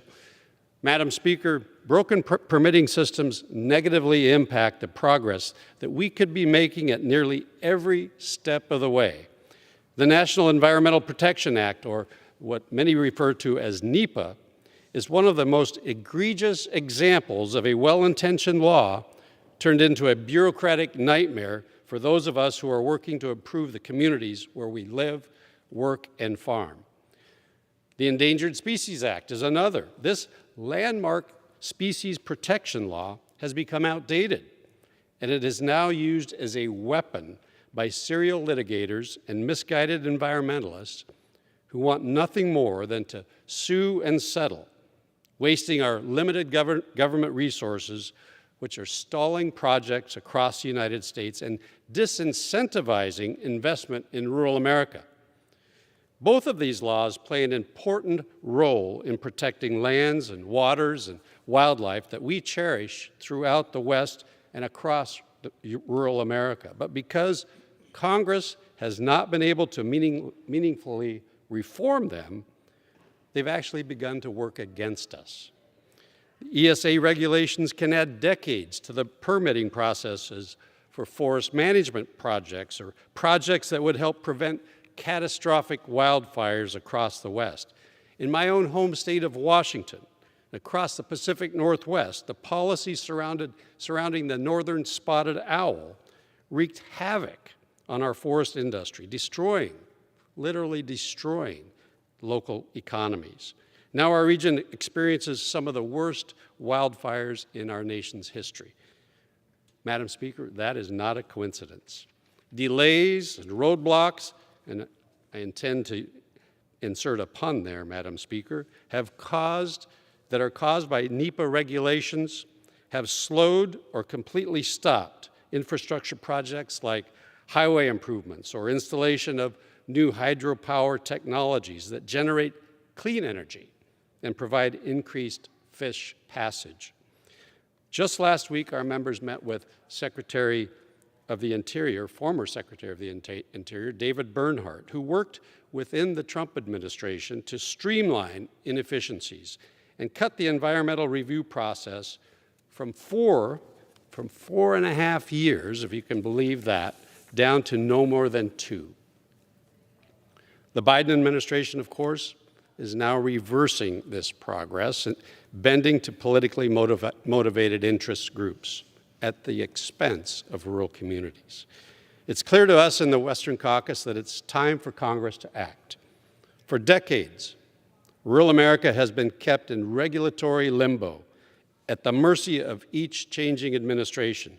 Congress is a co-equal branch of government, and we should assert our authority to ensure that our communities have the certainty that they need to move forward on these critical projects.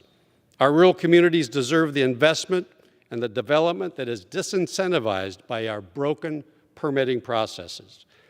I know we have Western Caucus members here today who will help shed some light on some of these examples in their home districts, in their states. And we will continue to demonstrate the harmful impacts of the status quo and outline our vision for a future that empowers rural Americans to tackle our challenges head on. So I'm very happy to have a group of colleagues here that are very interested in this topic, and I'd first like to turn to Mr. Bruce Westerman, who is the Vice Chair of the Western Caucus, one of my vice chairs, but also the ranking member of the House Natural Resources Committee. Thank the gentleman for yielding and also for his leadership in the Western Caucus and on these important issues that mean a lot to places like the 4th District of Arkansas, to all over rural America, where out-of-touch policies in D.C. have a negative impact on people's daily lives and just being able to earn a living, to pay their taxes, and to provide the goods and services that the rest of the world needs. So I appreciate you hosting this special order. And for years, it's been clear to rural America that our federal permitting and environmental review processes are broken. While well-intentioned, they are doing more harm than good. The current system is complex, burdensome, and ineffective, yet the political elite in Washington, D.C. wonders why our farmers, ranchers, and energy producers struggle. Far-left special interest groups have weaponized, as Mr. Newhouse said, well-intentioned laws like the National Environmental Policy Act and the Endangered Species Act, and they use them as clubs to bludgeon or kill critical infrastructure, natural resource management, and energy and minerals development projects across the United States. Delays in environmental regulatory systems are especially acute. In 2020, the Council on Environmental Quality showed that the average time for a federal agency to complete a final environmental impact statement through the NEPA process, again, Mr. Newhouse quoted this number, is 4.5 years, but that's the average number. 1/4 of all projects took over 6 years to complete. That's more than red tape, that's a roadblock. That's why Republicans support the Builder Act to streamline the NEPA process and benefit communities looking to improve infrastructure investment. My district, like many others in the Western Caucus, is built on the agriculture industry. And I hear over and over from hardworking Arkansans who are simply trying to make a living through the sludge of government regulation. Over-regulation and stalled regulation ensures that only the biggest businesses have the money and time to navigate the red tape, and hire the lawyers that are needed to even attempt to navigate the process. This is the kind of big government that puts local, small operators out of business. It stamps out small business operators and honest competition in one foul swoop. The message from rural America is clear. Government needs to get out of the way.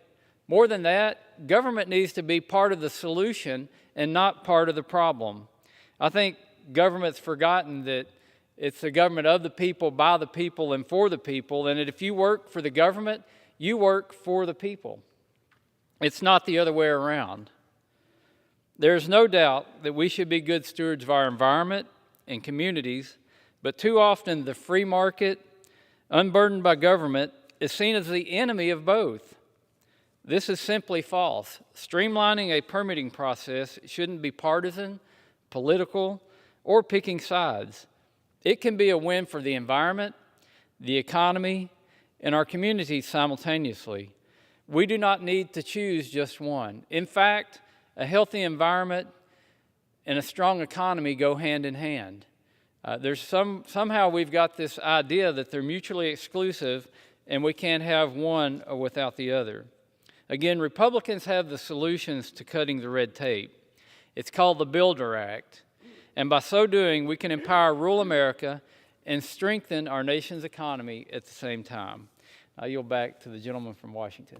Thank you, Mr. Westerman. I appreciate your comments. It just goes to show that it's not just Washington State, but clear across the nation and Arkansas as well. And to further prove that point, I'd like to turn to my good friend and colleague from the northeastern part of the great state of Pennsylvania, a place where I've had the privilege to visit and see the great things that are happening in the energy sector there, Mr. Fred Keller. I thank the gentleman for yielding time and for organizing the special order and all the great work that he does leading the Western Caucus. We're really working on issues that impact not just rural America, but all of America. And just to highlight a little bit of what's happening in Pennsylvania, currently in Pennsylvania, Pennsylvanians are paying on average $4.42 per gallon for a gallon of gas. That's $1.39 more than they were paying a year ago. The White House is frantically trying to spin a narrative that points to Russia's invasion of Ukraine as the catalyst for skyrocketing gas prices.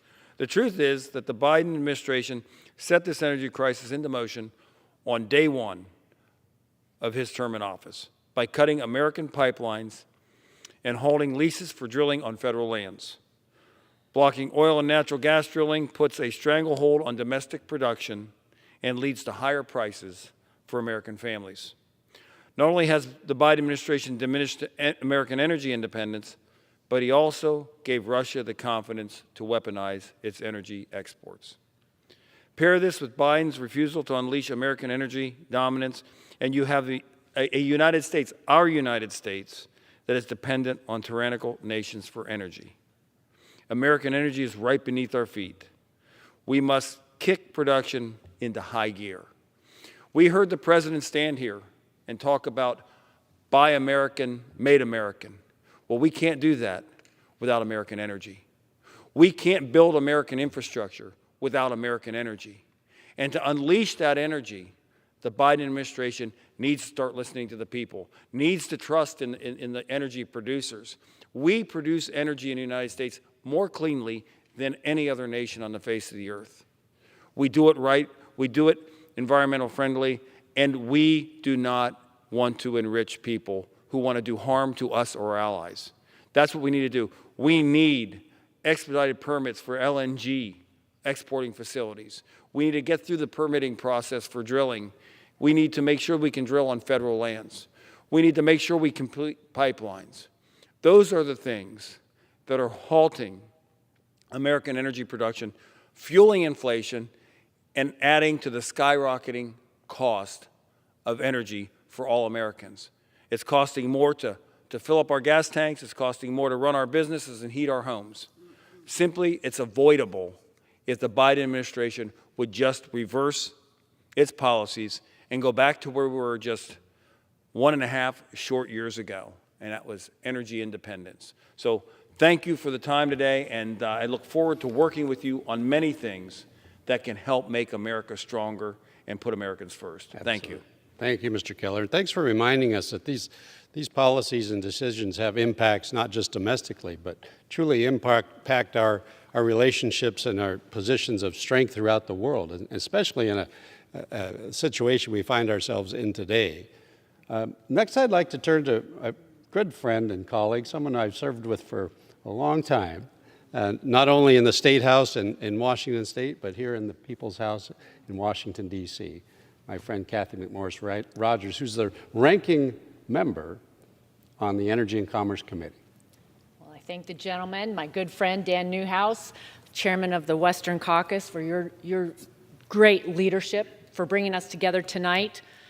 This is a pivotal moment in our nation's history. We're witnessing the real dangers of undermining our energy independence because of a rush to green agenda, what it means for our national security, our geopolitical power, and for our standard of living here in the United States of America. Energy is foundational to everything that we do. Actions to shut down American energy disarms us, and it disarms us and our security. By boosting our domestic production of oil and natural gas, we could be helping our allies in Europe, standing with Ukraine, and countering Putin's war. Shutting down American energy drives people into poverty. Energy prices here at home are surging. Gas prices are the most expensive in the United States history, breaking the record that was set by the Obama administration in 2008. Filling up the gas tank now will cost a typical family an additional $2,000 this year. This is not, quote, Putin's price hike. How did this happen? How did America get into this energy crisis? These are the facts. Under President Biden's domestic oil production declined by more than 1.5 million barrels per day, while Russian imports to the United States reached an 11-year high. President Biden canceled the Keystone XL pipeline and imposed a moratorium on energy development on federal lands. The administration is currently sitting on more than 4,500 permits to drill. Regulatory uncertainty surrounding pipeline approvals have already led to the cancellation of at least 4 major pipeline projects that could have served over 25 million homes. The cancellation of these 4 pipelines restricted nearly 10% of our natural gas production, and other pipelines are under threat of closure, like Line 5, which is critical to those who live in Michigan and Ohio. But what's the administration's solution to this self-made crisis? What they really want to do is ban all oil and force a faster transition to their radical agenda. The president is doubling down on the rush to wind, solar, and electric vehicles. He stated so in the State of the Union, while at the same time saying that he wants to make things in America. In order to make things in America, we must cut the red tape for domestic mining, the processing of minerals that right now is nearly impossible in our nation. While China is controlling 80% of the critical minerals and materials needed to manufacture renewables and batteries. We can't trade American energy security, reliability, and affordability by rushing to green technologies that make us reliant on the Chinese Communist Party. America is the #1 energy producer in the world, and we should act like it. Yet the actions we are taking right now are not helping. We could boost our domestic energy production. It is vital to our way of life, our security, and bringing down energy prices. This Congress should move the legislation that I introduced with my friend Bruce Westerman, who's the ranking Republican on the Resources Committee. It's called the American Energy Independence from Russia Act. It would immediately remove restrictions on U.S. LNG exports so that we could deliver natural gas to our allies in Europe rather than them continuing to be dependent upon Russia. They get 40% of their natural gas from Russia. It would restart the oil and gas leasing on federal lands and offshores so that we could regain our energy dominance, our energy independence. It would protect American energy and mineral development from unilateral shutdowns by the Biden administration, just revoking permits. And because we need more pipelines that are the safest way to move product we would approve the Keystone XL pipeline. The administration must stop delaying the permits and put Americans to work on energy infrastructure in America. Right now, it takes on average 6 or 7 years to review a project. So that's the second thing we need to do. And third, we need to embrace innovation for abundant, affordable, and clean energy for us and the rest of the world. It means reducing the permitting and regulatory burdens around nuclear. We should be leading in advanced nuclear technology for us here in the United States and around the world. But right now, the permitting is so costly and time-consuming, it is delaying our progress. With an all-of-the-above strategy, we can say yes to Americans' global leadership and lower energy prices. So I continue to urge my colleagues across the aisle to work together on this. Let's flip the switch on American energy to ensure a better life and a more secure future for all. And with that, I yield back. Well said. Thank you very much for helping to bring home, you said a lot of good things, but the impact this is going to have on Americans, on families, on people just trying to get to work every day, having to fill up their gas tanks. And these policies have consequences, and we need to understand that. So thank you very much for your comment. We need energy to do everything. We do, absolutely. And we need to be leading. It's American leadership, it's American competitiveness, it's our security. Yes. Let's do it. Thank you. Thank you very much. Next, I'd like to turn to one of our great members from the great state of Iowa, who's truly been a champion in helping reduce red tape and improve the regulatory picture for people throughout this country, Ms. Marionette Miller-Meeks. Thank you for joining tonight. Well, thank you, Madam Speaker, and I thank the gentleman from Washington for yielding me time to speak on this important topic. Most Americans can agree that the federal government is very good at creating regulations and making what should often be a simple process extremely complicated. In recent years, federal permitting regulations have been some of the most overbearing and burdensome of regulations. Landmark environmental protection laws, like the National Environmental Protection Act and the Endangered Species Act, have become outdated and grown far too expansive. It is now nearly impossible to secure permits in a timely, efficient, and reasonable manner. From energy and mining projects to infrastructure development and forest management, burdensome and duplicative permitting processes have slowed or halted development throughout rural America. Iowans are all too familiar with the overregulated government permitting process. One such example is the cumbersome and unworkable 2015 Waters of the United States Rule, also known as WOTUS. Under the 2015 definition, the federal government was given the authority to regulate almost any waters, including streams, ditches, ponds, and creeks. In fact, the federal government would have the authority to regulate water on 97% of the land in Iowa. Let me repeat that, 97% of the land in Iowa. This left farmers, ranchers, landowners, and businesses to face confusion and burdensome restrictions on how to use their own property. WOTUS drastically expanded the jurisdiction over bodies of water like streams and ponds that the Clean Water Act never intended to regulate. Instead of burdening private citizens with confusing and ambiguous standards that could end up costing them thousands of dollars, we should work to ensure that the federal government's clean water efforts are focused on clearly defined bodies of water. WOTUS hurt American farmers, ranchers, landowners, businesses. It caused confusion, and it hindered economic development. To help rural America, the Trump administration issued the 2020 Navigable Waters Protection Rule, also known as NWPR. The NWPR is much more workable and keeps our water and land clean without destroying businesses in the process. Unfortunately, the Biden administration is taking steps to revoke the 2020 NWPR and return to the 2015 WOTUS rule. Reverting back to terrible policies such as the WOTUS rule would have an extreme federal overreach and would significantly harm small businesses and cripple our country's economic recovery. The Trump administration also took steps to streamline processes under the National Environmental Protection Act to improve the ability for individuals and businesses to build, improve, and maintain infrastructure by facilitating more efficient, effective, and timely NEPA reviews by federal agencies. With our economy on the mend, the Biden administration should not be considering unnecessary and overly burdensome government regulations. Reverting back to these policies represents a blatant, unconstitutional power grab aimed at taking federal control over states in a way that threatens the rights of farmers, ranchers, and all other landowners in Iowa and across our great nation. We need to let people do their jobs and cut back on the incredible number of federal regulations in the permitting process.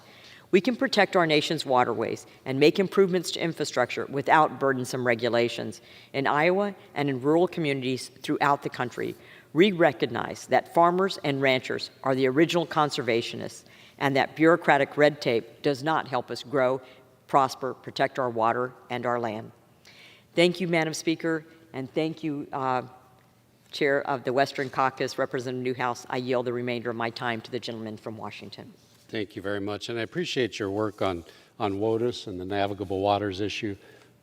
I think I've heard you say something like those things. WOTUS is truly the worst regulatory overreach in our nation's history, and something we have to stop. So thank you for your work on that. Thank you.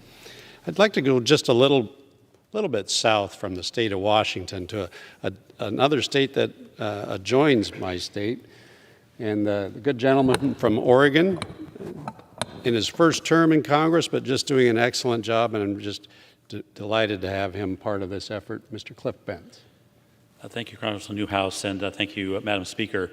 Madam Speaker, outdated and complicated permitting processes, excess paperwork, environmental impact statements, and years-long litigation processes have delayed or prevented projects all across Oregon, especially in my district, which covers more than 2/3 of the state.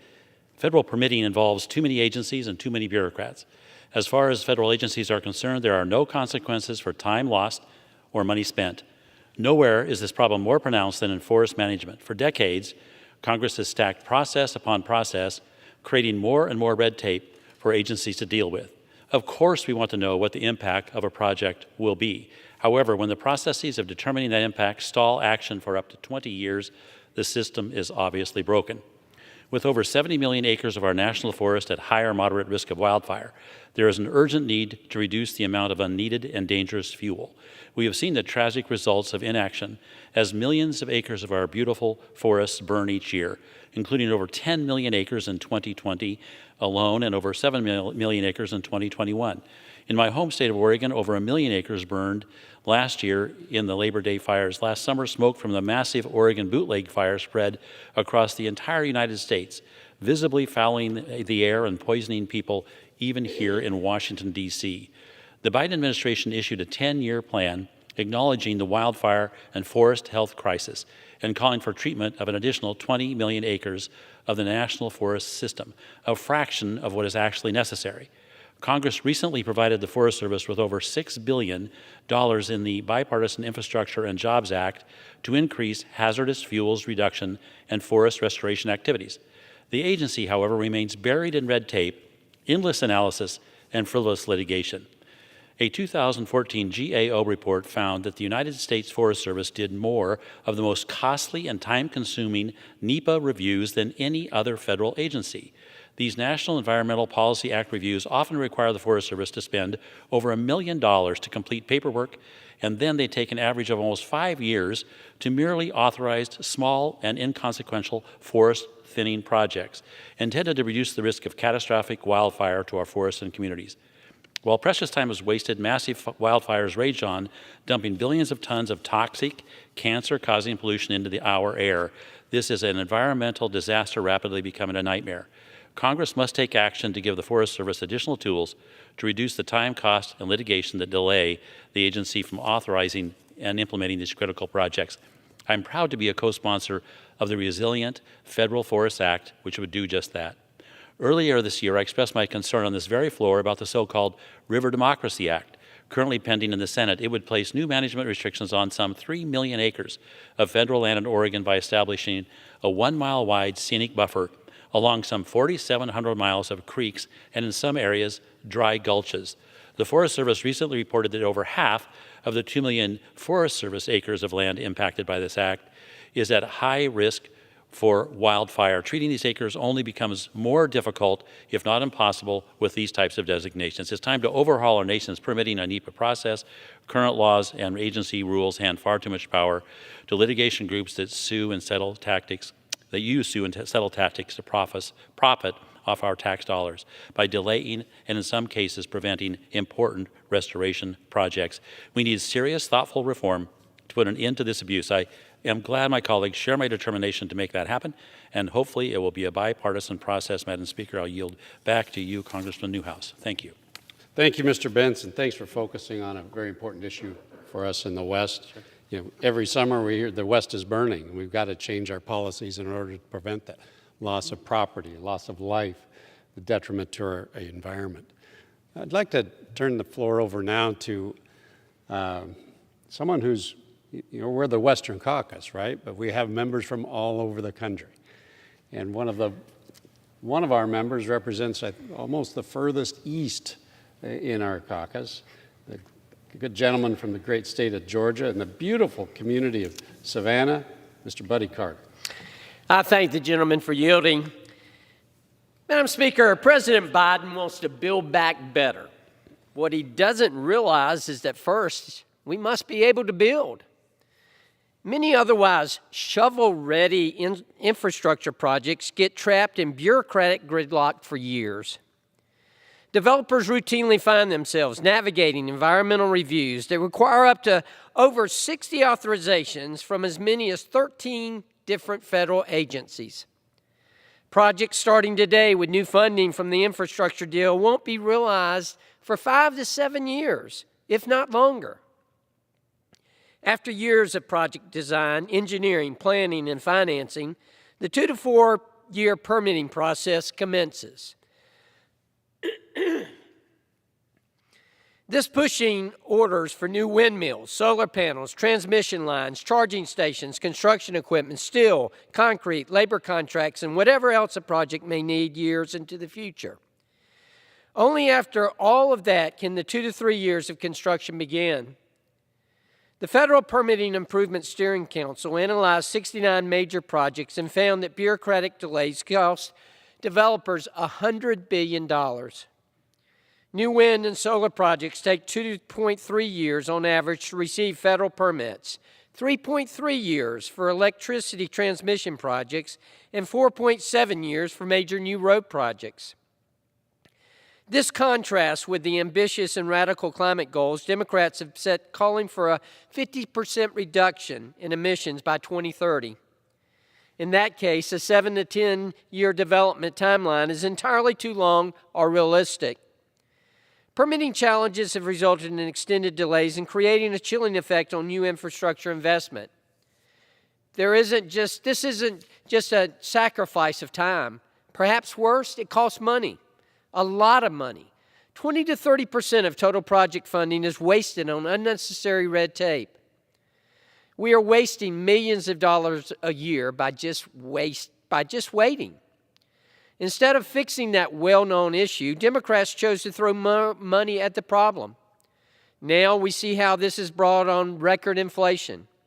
Sadly, the cost of these unnecessary delays is ultimately passed down to taxpayers, either through taxes, tolls, or increased rates and usage fees. It's no worse than the U.S.'s infrastructure is falling behind other developed nations. What is curious is, why did Biden's so-called infrastructure bill do nothing to speed up the process and instead double down on delays and bureaucracy? Republicans and Democrats alike are struggling to build around these roadblocks, and it's high time Congress did something about it. I thank the gentleman again for yielding, and I yield back. Well, thank you, Mr. Carter, and thanks for helping illustrate the impact that this has on local communities, the cost, not only in dollars of the long permitting process, but the delay to communities for these much-needed projects. So thank you very much. Now, this could probably come under saving the best for last. Great representative from the great state of California. I'd like to say he was one of the premier members of the new freshman class, but Mr. Valadeo, a fellow farmer, fellow West Coaster, appreciate you being here, being part of this special order, and to talk about some very important issues here. So, Mr. Valadao, the floor is yours. I appreciate that. Well, I appreciate the opportunity. Mr. Newhouse has done an amazing job leading the Western Caucus and fighting for the things that affect so many of us across the country. You just heard of one of our colleagues from all the way on the East Coast talk about some of the issues. It always amazes me that our issues are so aligned. But specifically today, I'm going to talk a little bit about water. So, in communities like the Central Valley, federal permitting requirements coupled with the state's strict environmental regulations make it harder for our communities to get the water they so desperately need. Increasing water storage capacity is critical to ensuring a reliable water supply for our valley farmers that feed the country. Unfortunately, our broken permitting process prevents many of these critical water infrastructure projects from ever getting off the ground.